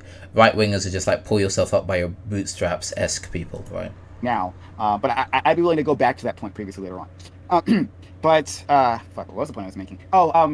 Talking about like, yeah. So I can acknowledge that the institution of, or you said it wasn't quite an institution, sure, right? But the thing in society, the societal structure that is mental health care, is not properly serving incels, right, or men in general.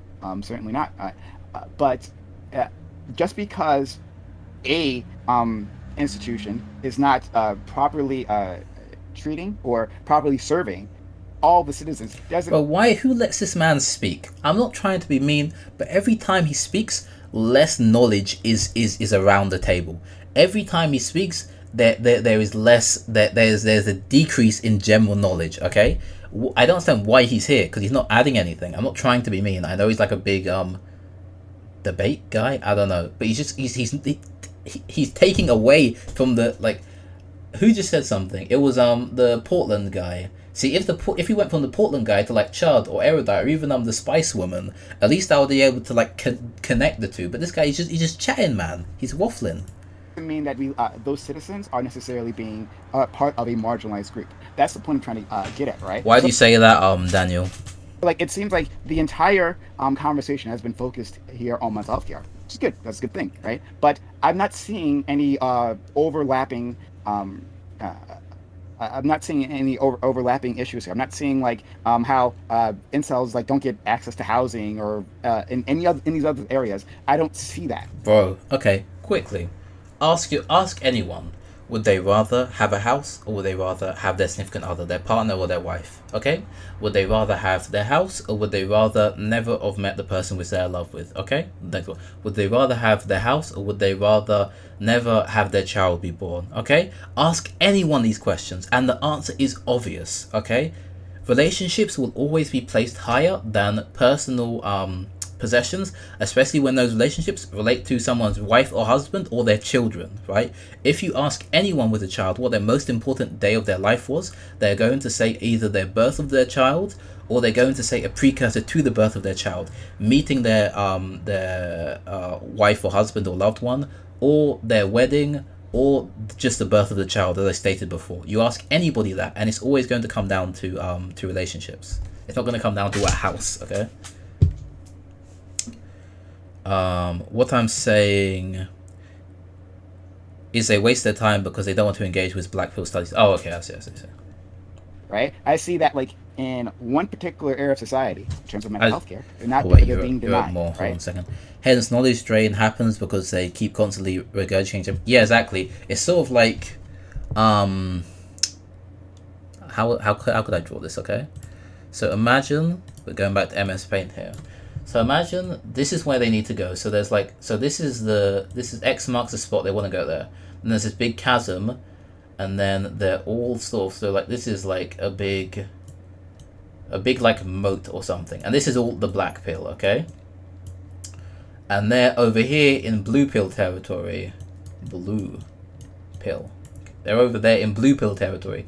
And they want to get over to here, but they can't because they need to go through the black pill in order to get to this answer. So they just keep on walking around, all around here, talking about therapy, talking about all these different issues, blah, blah, blah, blah, blah. But they never get any closer to the goal. And whenever they try and touch the goal, there'll be someone there to say like, hey, we shouldn't talk about this. And then they'll just bounce right back off, okay? That's what's happening right now. So unless you would say that, because according to the Thank you, definition Presta. I read, right, where it says you're being denied opportunities and resources that are normally available to members of a different group. If you wanted to define, women and the vaginas as a resource that they are being denied, I mean, sure, okay, we can go down that road. It's a renewable resource as well. Mate, we They're keep being doing denied this. access to talk about their problems. They're being denied access, for example, to like to mental health services in many ways because they can't find a good mental health service. So like there are noteworthy things that they're being denied. I also don't like the issue with like I don't need to get stuck on the word marginalization. I don't really give a fuck about the word. I would say they're obviously an at-risk population. They're super high risk. I'm fully willing to grant that they're marginalized as well because they have typically different codes to code switch. They feel like their one culture is inherently antagonistic to the dominant culture. Right? All of these things. I'm literally reading things from the Wikipedia, by the way. I'm not just like making shit up. Okay, these are all things that are like. I didn't say you were making it up. I think it was stupid, but maybe go ahead. Okay, well you can I guess take that up with who's this writer? Wilson and Barrister. But feel in anti-oppressive talk in their journal article, but that's fine. Like we're getting taught. I need to get some of these articles as well. I need to get some of like the more normie articles. Most people want a relationship. That's unsurprising. But okay, I'll broaden my my vocabulary when I talk about desirability. Then that's fine. Issue is like if every way we functionally outlined how these men are struggling, suffering, and need to some extent intersectional support, you can get sticky about the word marginalization. I don't really care. It's just like at that point tautological. Because when I'm talking about marginalization, I'm mostly being functional, which is that we need to have specific care systems set up. We need to be training therapists who work within distinctly this community to address the fact that they're being underserved, and in the case of incels, probably actively denied access. I imagine most therapists would not be super keen, especially a woman therapist, on working with an incel in one-on-one therapy. Same with pedos. And power to her, exactly. Pedos as well. It's really hard to staff pedophilic treatment centers as well. That's interesting, and it's sort of true. If you're like that, yeah, sure, that is a fair point. If you're a woman and you want to like and you're a therapist, I guess you wouldn't be too comfortable talking to like an incel, which sort of perpetuates the problem even more. Even though these incels you're going to be talking to who have mental issues are either extremely violent or not violent at all, because like apparently neurodivergency in combination with inceldom is an incidental, not an essential part of aggression when it comes to aggression born of neurodivergence. However, these two together seem to be enough in order to like cause somebody to be somewhat violent, right? But it's not because of the inceldom. The inceldom is incidental, not essential, as I said, okay? But these two together do seem to cause some level of violence. Understandable reasons. Yeah, of course. The issue is that, yeah. He wants to talk about someone we wanted to fuck a kid. It's horrible, isn't it? Can I interrupt one thing really quickly? Can I like not compare? Short fat otaku. Is that a YouTube? Is that a YouTuber's name? That is a wild name. Hold on a second. Short fat otaku. Oh my life! It's an actual guy. Oh, and he's like big. I thought it would be like, what in the world is this channel? What is he looking at? What? Anyway, I have so many questions. This is interesting though. Anyway, I might look into him a bit later. He seems funny. Maybe the discomfort. Okay, yeah, just the discomfort. Incels and like offended. He does mob me in pedophiles views, and true. offended. I don't like comparing those two. I'm talking about pedophiles that haven't offended. Pedophiles that have offended to go to jail, obviously. Right. Well, no, and they have court-ordered therapy, or if they've like. Pedophile is a predilection, right?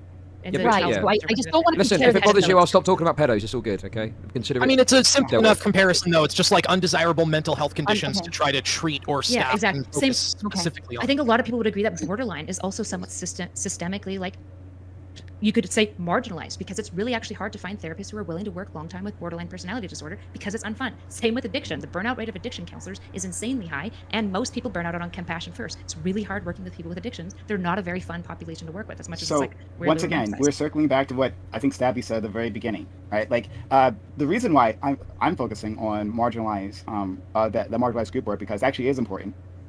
That does have meaning and weight in our society. It does have policy implications in our society, right? So I think it's actually extremely important as to who we call marginalized group and who we don't, right? You'll have white people saying, "Well, I suffer from reverse racism, so I'm a marginalized group." Like white people actually say this, and this is something that happens, right? They're like an active should group of we? people Oh, excuse me, trying to excuse me, declare excuse me, incels excuse me, hate excuse me, group. excuse me. I'm talking. Fuck. Shut up. Thank you. Oh, I'm Let me get so through this. sorry. I'm really not I'm been able to get so to my point. sorry. So shut the fuck up.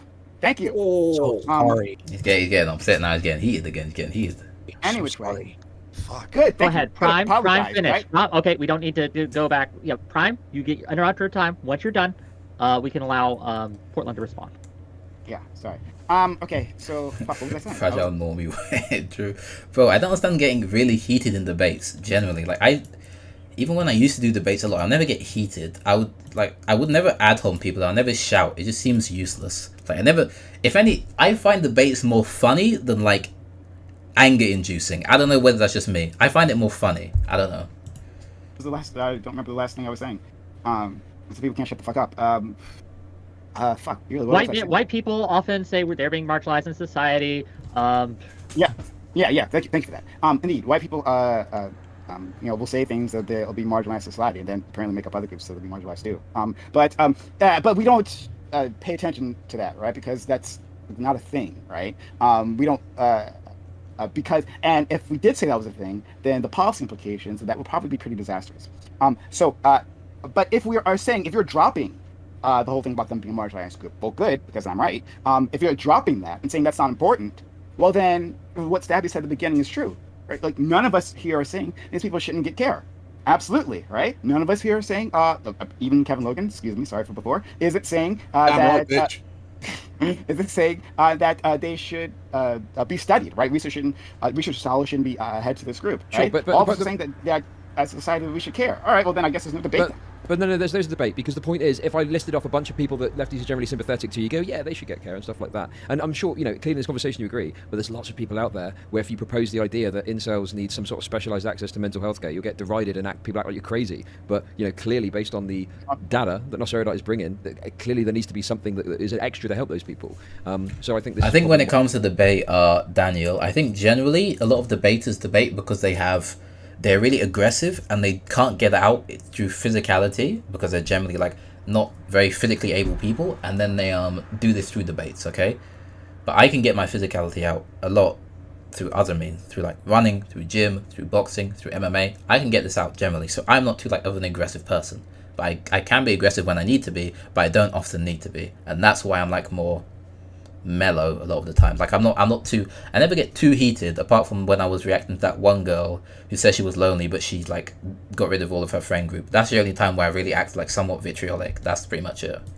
Where, because people don't understand Generally, the issue, I'm pretty because chill. it's men who share this oppressive identity with the patriarchy or whatever, there's a dismissiveness that occurs broadly, and it leads Well, people this towards keeps right-wing happening. content. Yeah, this keeps happening in this discussion. Is people are like, yes, more access to healthcare, more access to healthcare, more access to healthcare. Cool, but that is not working for them. So what we are offering to them is not what they are needing, right? Like that's not what's being effective. So we can say all day, right? Like, oh, we just give them the same thing we give everyone, just more access to healthcare. But clearly they are not responding in the same ways and to the same efficacy that everyone else is. So we need something different. We've already addressed this though. Like, have you? That's okay. Like, hold on. When I say that we need to research this problem, right? Do you think that mean that we gather data and then do nothing with the data? Of course, let's do something with the data. There are all kinds of groups, right? You could divide society in all kinds of different groups, and they're not being served, right, by different parts of societal institutions in so many different ways, right? Yeah, let's study those things so that everyone gets equally served. I'm an egalitarian that way, right? I want everyone. So here's the problem. I think I might understand his problem a bit better, but then again, he might say something which completely debunks his previous understanding, so then I don't know. Okay? It seems that he's saying, so incels have a problem, so there's some sort of problem incels have, okay? incel problem. But everyone else has this problem equals everyone's problem. Everyone else has the same problem, so we should study everyone and see what this problem is. That seems to be what he's talking about. It seems that he don't think incels have a particular problem and everybody has the same problem. Everybody needs to be studied the exact same. That's what it seems like to me. Okay. To have equal access to these things, right? I would love for that. So we have already acknowledged this.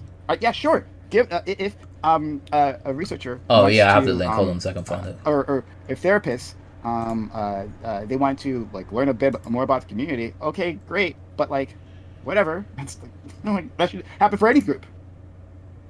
Okay, That does not Portland, I marginalize. wanted to respond as well, and then I don't Don't know worry if about me. everyone- Don't worry about me. If anybody has anything to say, you guys go ahead. It was a while ago, so. I guess I would just say, like, obviously we've got a group. Like, the reason why I think people are wanting to use the word like Here's the marginalized link. is essentially because it implies some level of, as you said, societal-wide view of something. Like, it says something about the way that society engages with this group, right? I don't want. Of course, people want services. It's that- technically true, but we're talking about incel specific issues, not Blackpill specific issues. So like a Chad could be Blackpill, but he wouldn't have incel. Like the Chad who I spoke to, like a week ago, probably less than a week ago, wouldn't be Blackpilled. Well, sorry, he would be Blackpilled, he wouldn't have the same incel experience. He could understand it fairly well because he was. It's sort of, imagine like a magnet, okay? So like a very strong magnet repels in the same way that another very strong magnet on the opposite side attracts. And you can kind of understand how that strong repellent or attractive force influences other objects, okay? That's kind of how like a Chad, a Giga Chad, and an incel can sort of understand each other fairly well because they can see how repellent or how attractive looks can really be. That's how I would call it. That's all great. But if I talk about incels, I want to make it clear that I do believe that as a society, we're over-villainizing them and underserving them, and that there are active things in our society that are fucking them over and making things worse for them. I do want to acknowledge all of these things, and I think the word marginalized does a really good job of acknowledging that. Okay, can I ask you directly, Erudite, what is one thing that you would change, right? Like at how society marginalizes, or let's even not use this word, but disadvantages this group that you think that we can change right now? Is there any low-hanging fruit, so to speak, that we could just Right now that can change? Yeah, that we can just knock out? No, I don't think there's any like one thing that I could like change. Like there's things I could point to and be like, if it changed right now, we would probably see a massive improvement. But Evo Psych, bring in some Evo Psych. That would be the biggest change, and that would be the easiest change to bring in.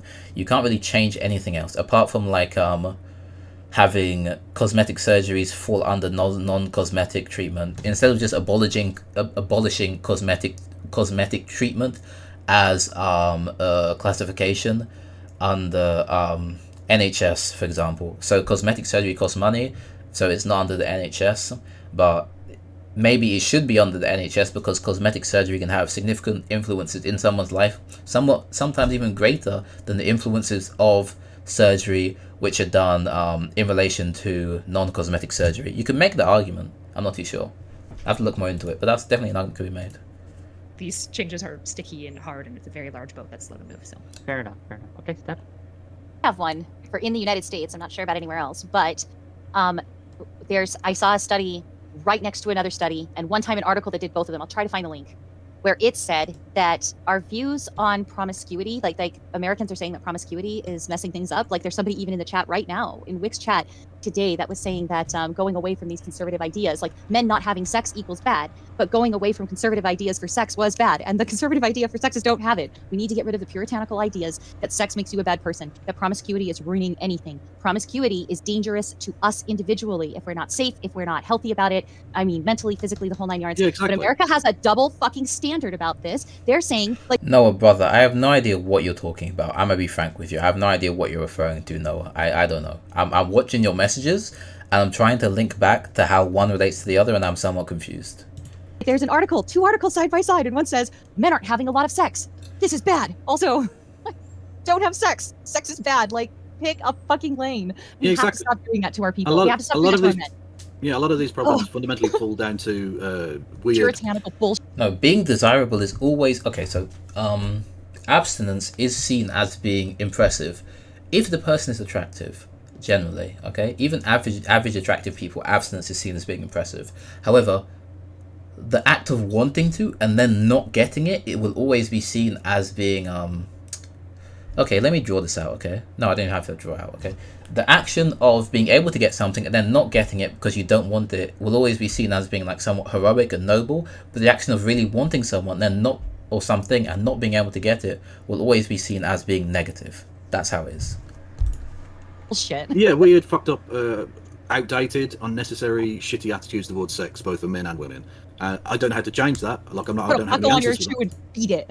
I mean, I would agree with this, but this often affects like both groups. Like we have weird double standards as well, like for women and stuff like that, where we have like a massive push for like women empowerment. Like your sex is beautiful, and so we have like a lot of like Cardi B coming up being like basically reducing her value as a woman to how good her pussy is. But then we also have people like still shaming and shaming women. I would actually argue that like probably the biggest societal change I would advocate for is people looking at men and taking their issues seriously and extending the level of empathy and compassion that we have for women and children to men, because we don't do that. We haven't done that, and we historically have never done that. That would be the biggest change, but like I said, that won't be an overnight change. I think if you did that alone, we would see a lot of these like single male problems alleviate a fair bit, but we don't do that. So, And if one of these people is your friend, I think it's mainly genetic rather than societal, but at this point we can't tell the difference. It's been so societally ingrained for so many generations, it's literally impossible to tell the difference between each one. Like you won't know. You just won't know the difference. thing that you could do today, if one of these people is your friend, I don't care what you say. Do not say that you didn't score. What the fuck, man, or anything like that. Don't say that, because they respect you. You're in their friend group, probably the only social group they even have. Stop that. If a woman says it, yes, it's bad. I agree immediately, it's bad. But the thing is, you can call the woman who joked at him that he didn't score a bitch and like have it off of your out of your radar completely. What you cannot do is do the damage of being somebody that they trust and care about and probably love as a brother or their best friend, and say you didn't score and joke about that. Don't do it. Stop doing it today. Bro, this is such an overblown issue. This isn't a big problem, man. This isn't a big problem here. I don't know how much longer I can go for. I can probably go until the end of this, but I'm running on fumes here, boys. I won't lie. I'm not in my intellectually best states at the current. I was at the beginning, but now not as much.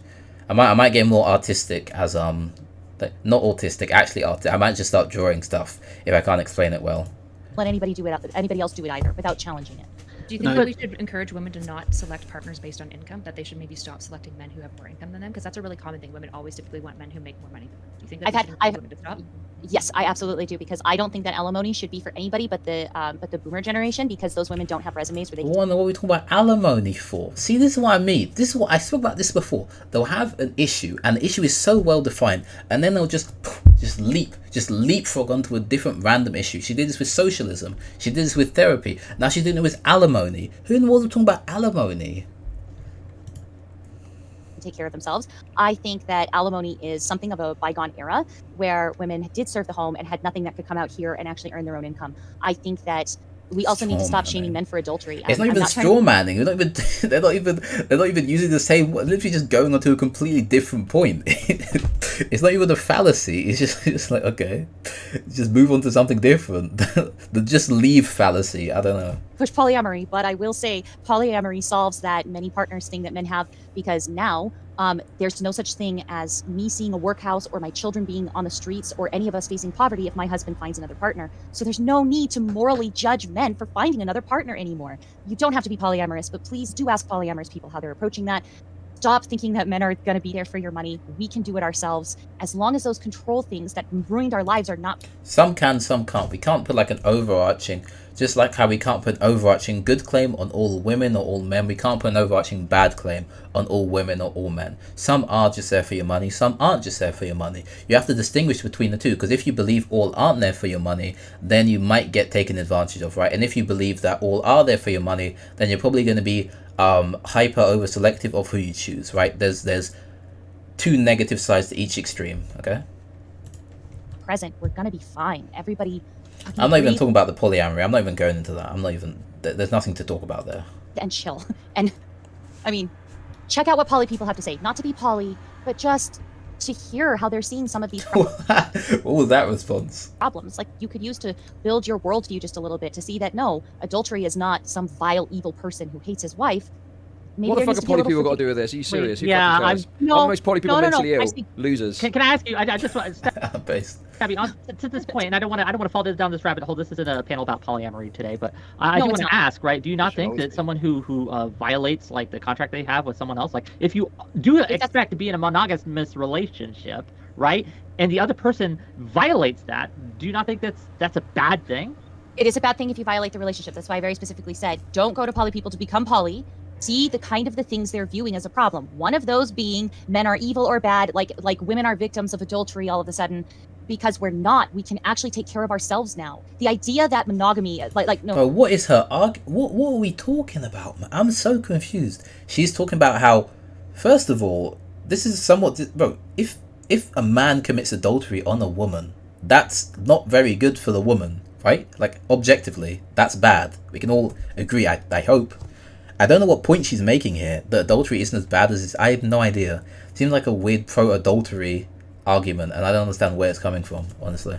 No, I'm sorry. The idea that adultery is something that is a man trait because they don't care about women, there needs to be a little human forgiveness there. Not of the adultery, maybe, but listening to why they were like that. Like, why they made that... Oh, yeah, she's adultery... She's an adulterer apologist right now. So she probably... I don't know, bro. If you're in an incel debate, and then you randomly start talking about polyamory, adultery, and alimony, you're probably, like, trying to push a message, and that message is probably, like, she probably cheated, and then she's probably, like, trying to project out onto everyone that, like, cheating isn't that bad, and we have to find out, like, the underlying issues of why they cheated, which is interesting.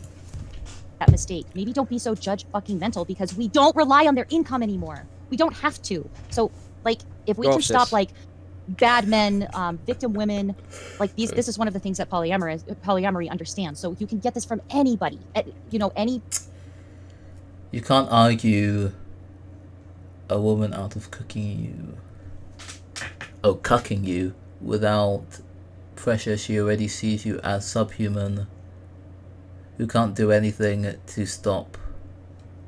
Because it's just somewhat true. I get, if she's already decided, I suppose.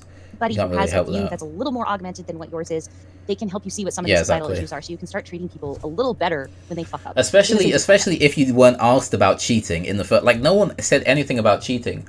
Erudite Erudite said that women shouldn't pre-select men on how much money they make, and then she's like talking about alimony, polyamory, and cheating. So we can infer what sort of person she is and what she's done. Okay. It's true. Actually, I agree. I think there's a lot of autism in polyamory, so there probably is a crossover there we could look into. Chad, you're pushing buttons. You're pushing buttons. Okay, listen. Listen. I'm just. I get it. Move us on. Take control. I'm doing my part to help the incels. I'm having sex with more men. I can't fit anymore. What are you doing, Chud Logic? Nothing. There's jokes, but I will refrain. If you're having sex with men who are already having sex, then you're not really helping the incels. Yeah. True. Should just be more to their point of hypergamy. I'm just look, Chud is also having sex with lots of men, okay? I'm gonna suck off an autistic guy tomorrow. Oh wait, oh my life, everything makes sense now. Okay, Gigabrain. So what happened was she probably had a boyfriend, she cheated on the boyfriend, and then she realized, hey, I can't be in a monogamous relationship, and then she became polyamorous. That's what I assume. That's the pipeline which I see happening here, okay? That's what I assume happened. Why aren't you having sex? My question is this: why aren't you having more sex with men, Chud Logic? Why aren't you doing your part? Because I'm not sexually attracted to men. Damn. He's not a All woman. right. So That's gonna be an excuse. Femboys may be of age, obviously. Based double. I want to say that, like, it's. I want to be clear that, like, I understand. One was an alpha widow. What does that mean? That's a new one. I think I understand very well. Not polychatterous, man. Not polychat. That is a new one. She did on a normie boyfriend with a chat and became polychatterous. That is wild.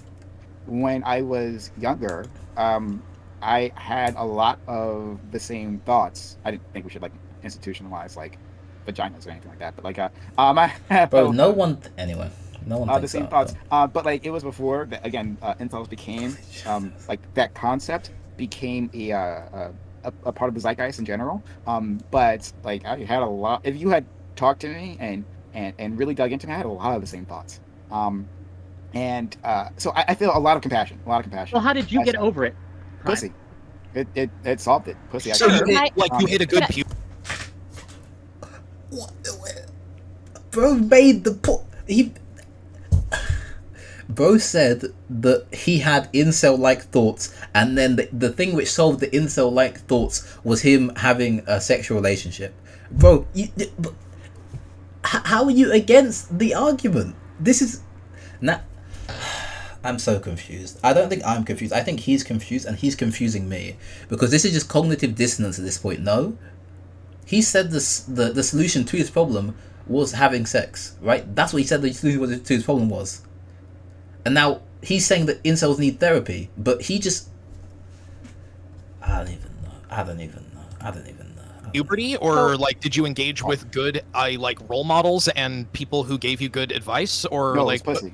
No, it's pussy. He's not even, bro. Like, he's straightforward. This guy's trying to make it more like, hey, well, did you not engage with like some high outfit? He's like, nah, one thing helped out. that's a really okay. So the incels do just need to fuck then, and you have no other. I didn't solution make for a prescription for everyone, right? Can I bring some? Can I bring? This is really good because they're making anti-prescription. Thank you, Prime. Finally, he said something useful. It took him an hour. He took him an hour and 45 minutes, but finally, he said something useful because they are anti-prescriptive. They are saying that this stuff won't work. They are not saying that it works sometimes. They are saying actively that it doesn't work for most people. That's what they're saying. But Prime says, hey, I experienced it and it helped me out a lot. I don't know why he said it. I don't even know if he was prompted to say it, but we appreciate your help here, Prime. Quick levity. I'm just gonna quick levity, if I can. Just quick levity. Wick, I think you need to get that dating app started called Wet Wicks, and I think that Prime needs to write an article and name it Prime's Pussy Palace to try to make alliteration all over the place. We are winding down though, but I do want to the last question to the panel, and I'd like an answer from all of you if I may. Then we'll get into closings and we'll move on from there. If you do have a friend that you see going down this rabbit hole, because like Prime, when I was younger, right, when I was a teenager, a lot of the same, we didn't have the incel term coined, or at least I didn't know that was a thing yet, but I had a lot of the same thoughts. Like, bro, when you said brain cells, I didn't think you meant what you meant. I had to read it twice in order to understand what you were talking about there. Over for brain cells, true. No one's ever going to love me, no one's ever going to want me, etc.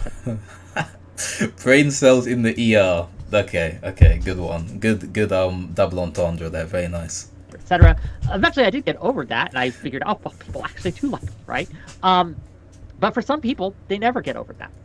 So do we think, right, that the way society is trending right now with the increased isolation, we have much lack of social gathering spaces that we used to have before, libraries, parks, other recreational centers, churches of all places. That's right? kind of true. She's sitting at home in a leather jacket. That seems somewhat uncomfortable, but hey, who knows? It's a good stream aesthetic, so true. This is where people actually met in person. They're kind of going the way as a dodo, right? So how do we fix this problem? Like, how do we get people who are on that path or who are at risk of being on that path, and how do we lead them towards the light, for lack of a better term?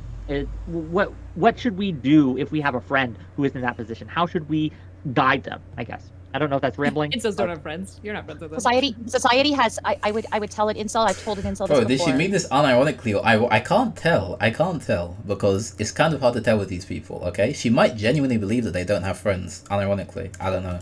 And he was a veteran, so I probably could get away with it. I don't know if this will work for everyone, but I would tell them, what the fuck does society know if they're trying to make you feel like this? Because society is saying that having no sex is bad and you're a loser. But they're also saying that being promiscuous is evil and that you're a bad person if you do. So fuck them. Fuck what they're trying to tell you. It's okay that you didn't get sex this time. Let's work through But a lot it. of it isn't just sex. It is this desire for companionship and Intimacy. And the opposite. Bro, but you're lying to them, okay? So imagine this. Imagine. So existence itself, okay, is telling you that it's not okay, okay? So it's not okay. And then you're there, a dot, and then you're saying, it's okay. It's okay. Got like a smiley face. What you say doesn't matter. The entirety of existence itself is telling you that you're a genetic failure, that you're not good enough, that like everything's and then there's like one guy like, oh yeah, no, it's okay, don't worry about them, don't worry about all of this, right? Just don't worry about it. Just be cool, be chill, okay? Cringe. Cuddling someone. It's a lack of companionship that extends out to a lack of sexual intimacy, obviously, but these people don't have close friend groups, they don't have good role models at home, they don't have good mental health support to engage with them in the adolescent period when these emotions and these conditions foster and really start to take root in their psyche. That's why so many young men, like, we're all kind of alluding to the fact that a lot of us here had like an incel phase, or a phase where we maybe bumped up against a lot of those thoughts and ideologies, and we managed to have like maybe a really good late puberty, or some friends that brought us into a social group where we had more opportunity or something like that, but we got fucking lucky is the basic point I'm trying to make, that we didn't get pulled down the rabbit hole by the wrong influences, but that we were able to break out of those trends and establish a more healthy engagement with the opposite sex or with our desired sexual partners. But acting like this doesn't Yeah, of course, Presta. Of course, that's true. This guy is loud. I forgot. start at puberty, and that it doesn't need to be addressed with a lot more compassion to reach these emotional, hyper hormonal, super confused kids who fall down this rabbit hole at 16, 17, 18 years old, I think really dehumanizes. Luck is probably the most underrated thing in existence. People don't understand how much luck plays into everything. Like, luck is everything, literally. A lot of the really, really reachable young men who are falling down this rabbit hole because they hear this rhetoric and they think we don't give a fuck about them. They think that we think they're pieces of shit. And I think Erudite hits on something really common and really important in a lot of her rhetoric, which is that the church used to serve a really important function for social gathering spaces and for people to foster the sense of community, but it's not coming back. So we need to figure out secularly minded replacements. And I think Prime and I would probably agree that a lot of those need to be government funded and like built out in a socialist view that doesn't require people to invest capital to meet their neighbors and invest their time in a productive and social way. Primrose, you are not 30, okay? You're not 30 years old. Stop lying to the people. Okay.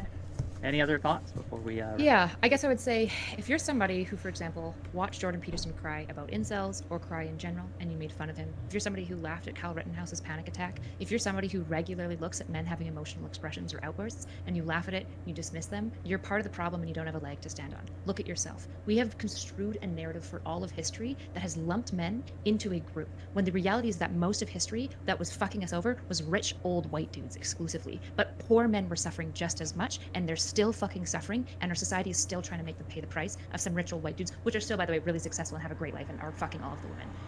We have always underserved men. We have never given a fuck about them. And if you are one of these people who mock any of these men, when you see a man's movement group taking off and you just want to attack it, you're part of the problem. Shut the fuck up. You don't have a leg to stand on. Work on yourself first. You mog me, Moist. You mog me, my friend. Can I just respond very briefly to one little aspect Go of ahead, that? Kevin. I think there's a difference between laughing at someone crying about incels or whatever. Like, the problem I have with someone like Jordan Peterson. I don't think Jordan Peterson's tears were crocodile tears, because whenever somebody brings up that topic, he cries on instinct, okay? I feel like it's so ingrained in him to cry at this now. I feel like they were genuine tears, I think, because he always cries at the exact same thing. Like, young men are, like, disenfranchised, then Jordan Peterson's waterworks start going. I think it's genuine. Is that Jordan Peterson cries all the time, seemingly, at some really inconsequential things. You're wrong. And ultimately, excuse me, I'm fucking in the middle of a bastard sentence. I'm barely spoken all fucking night. Shut up. Every time you open your mouth, you're fucking wrong half the time. So I'm going to You've correct got fucking brain Jordan worms. Peterson. Oh, who the fuck's talking? Bro.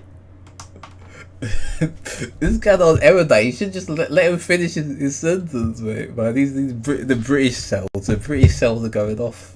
About Carl fucking Rittenhouse. You brought him into the conversation. Shut the fuck up. So Jordan Jesus Peterson Christ. cries at the exact same topic all the fucking time. He always had. He cries at the immensity at the idea of God, and he cries about how fucking sad He it is cried that about most Frozen. men just need What are you a kind talking about? word. He talked about the fucking kids. He cried about the kids' fucking movie, Frozen. He's a fucking lunatic. He's gone in the head. Do people who cry easily, are they lunatics? No, but he is. I'd like He's to just fine. He's fried. You know what? I think Thanks for trying trying to to What a waste of the British accent. That's funny.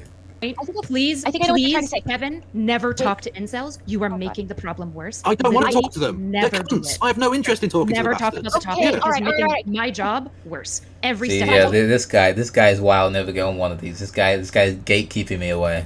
I'll What find is out. your job? What are you talking about? Talking to fucking men about their dating problems. That's my fucking job right now, and I'm actually Awesome. pretty Good for fucking you. good at it. By Kevin the way. Logan. You're Kevin making my Logan. job worse. Just Kevin to be Logan, clear. can I Good. I'm glad I did. Fuck you. can I ask you? Bro, why are they so mad? Why are they so mad? I don't understand. This is weird.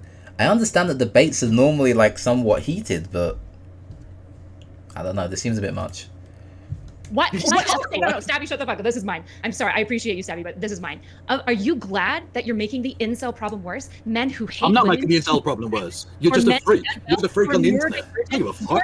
You're glad that you're making this problem worse, that you're disenfranchising these men more. No, and I'm making not disenfranchising shit. I'm glad I've annoyed you. That's fine. It's got nothing to do with fucking incels. So just shut the fuck up for once. All fucking Can I once. Shut ask- up. Incel Can I phobic, ask, true. if I may, Logan, are you saying that maybe you're seeing like kind of a hypocrisy there? Because I can say that Jordan Peterson's crying makes me deeply uncomfortable in a few of the aspects. Not the one where he's saying that people will come up to him and say how they help their lives. Like I can see that's very emotional. But the one that really gets under my skin is when he's crying and saying what real masculinity is supposed to be and engaging in things that he has viciously attacked only minutes before about wokeism and all of us with these emotions and these womanly ways to deal with things, and then he cries. That one. Jordan Peterson's problems, he doesn't like hard push gender stereotypes on anyone. He doesn't say like men shouldn't cry. He's never said that before because he cries all the time. Obviously he wouldn't say that. Didn't say like men shouldn't be sad or whatever. He normally talks more descriptively than prescriptively, generally about society. So generally about individuals. He talks prescriptively about society and just descriptively about individuals, which makes sense because he's a clinical psychologist, right? I wouldn't say Peterson's a grifter. I would say Peterson like pretty hard believes in what he says. I would say that's true. I wouldn't say like he's just doing it for money or whatever. I would think he like fairly strongly believes. He might grift in a way that he takes a more radical position in order to get more money or more clout or whatever. That might be how he grifts, but like baseline, I'm pretty sure he agrees with like most of the stuff he says like at a deep level. Sits despicably with me. I'm like, you hypocritical piece of fucking shit. I hate that one. Well, that's the problem. Ultimately, he was giving self-help advice to people while on fucking benzos. Like, deal with your own shit. When he says that, when he cries and says something to me, and says, when he says, it proves my point that men who try to talk about men's issues get fucking attacked off the internet to the point that you reduced him down to being on benzos. Just so you know, he was on benzos. He was on benzos. Of 50 years, was dying of stage 4. That's I'm not attacking him for taking benzos. I'm saying don't give health advice to people when you're just eating meat. You're a fucking lunatic and you're on drugs. We're calling it. I'm throwing a flag, gang. I'm throwing a flag. I proved my point. Gang, okay, I'll watch the Jordan Peterson thing at the end because like 2 minutes. Jordan Peterson incel thing. We're gonna end. We're gonna wrap this up.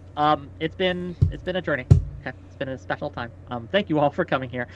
Gang, just real quick before we do, if you like this content, I can't do this for free. If you've enjoyed the fact that I put this wonderful panel together for you, please consider subbing to the channel if you have not yet, gifting some subs, throwing what a follow else my do they way. talk I would about? really appreciate it. Please tell people. Right now. Americans in the room, Stitches isn't. Oh, just like closing statements. Okay, I don't care about that. Alright, there you go. That is the debate. It was fun. It was very vitriolic for some unknown reason. I feel like it was a bit too much vitriol, but anyway. I want to see this quickly. I better not get copyright struck for this or I'm going to get tilted, okay? I think I should be fine though.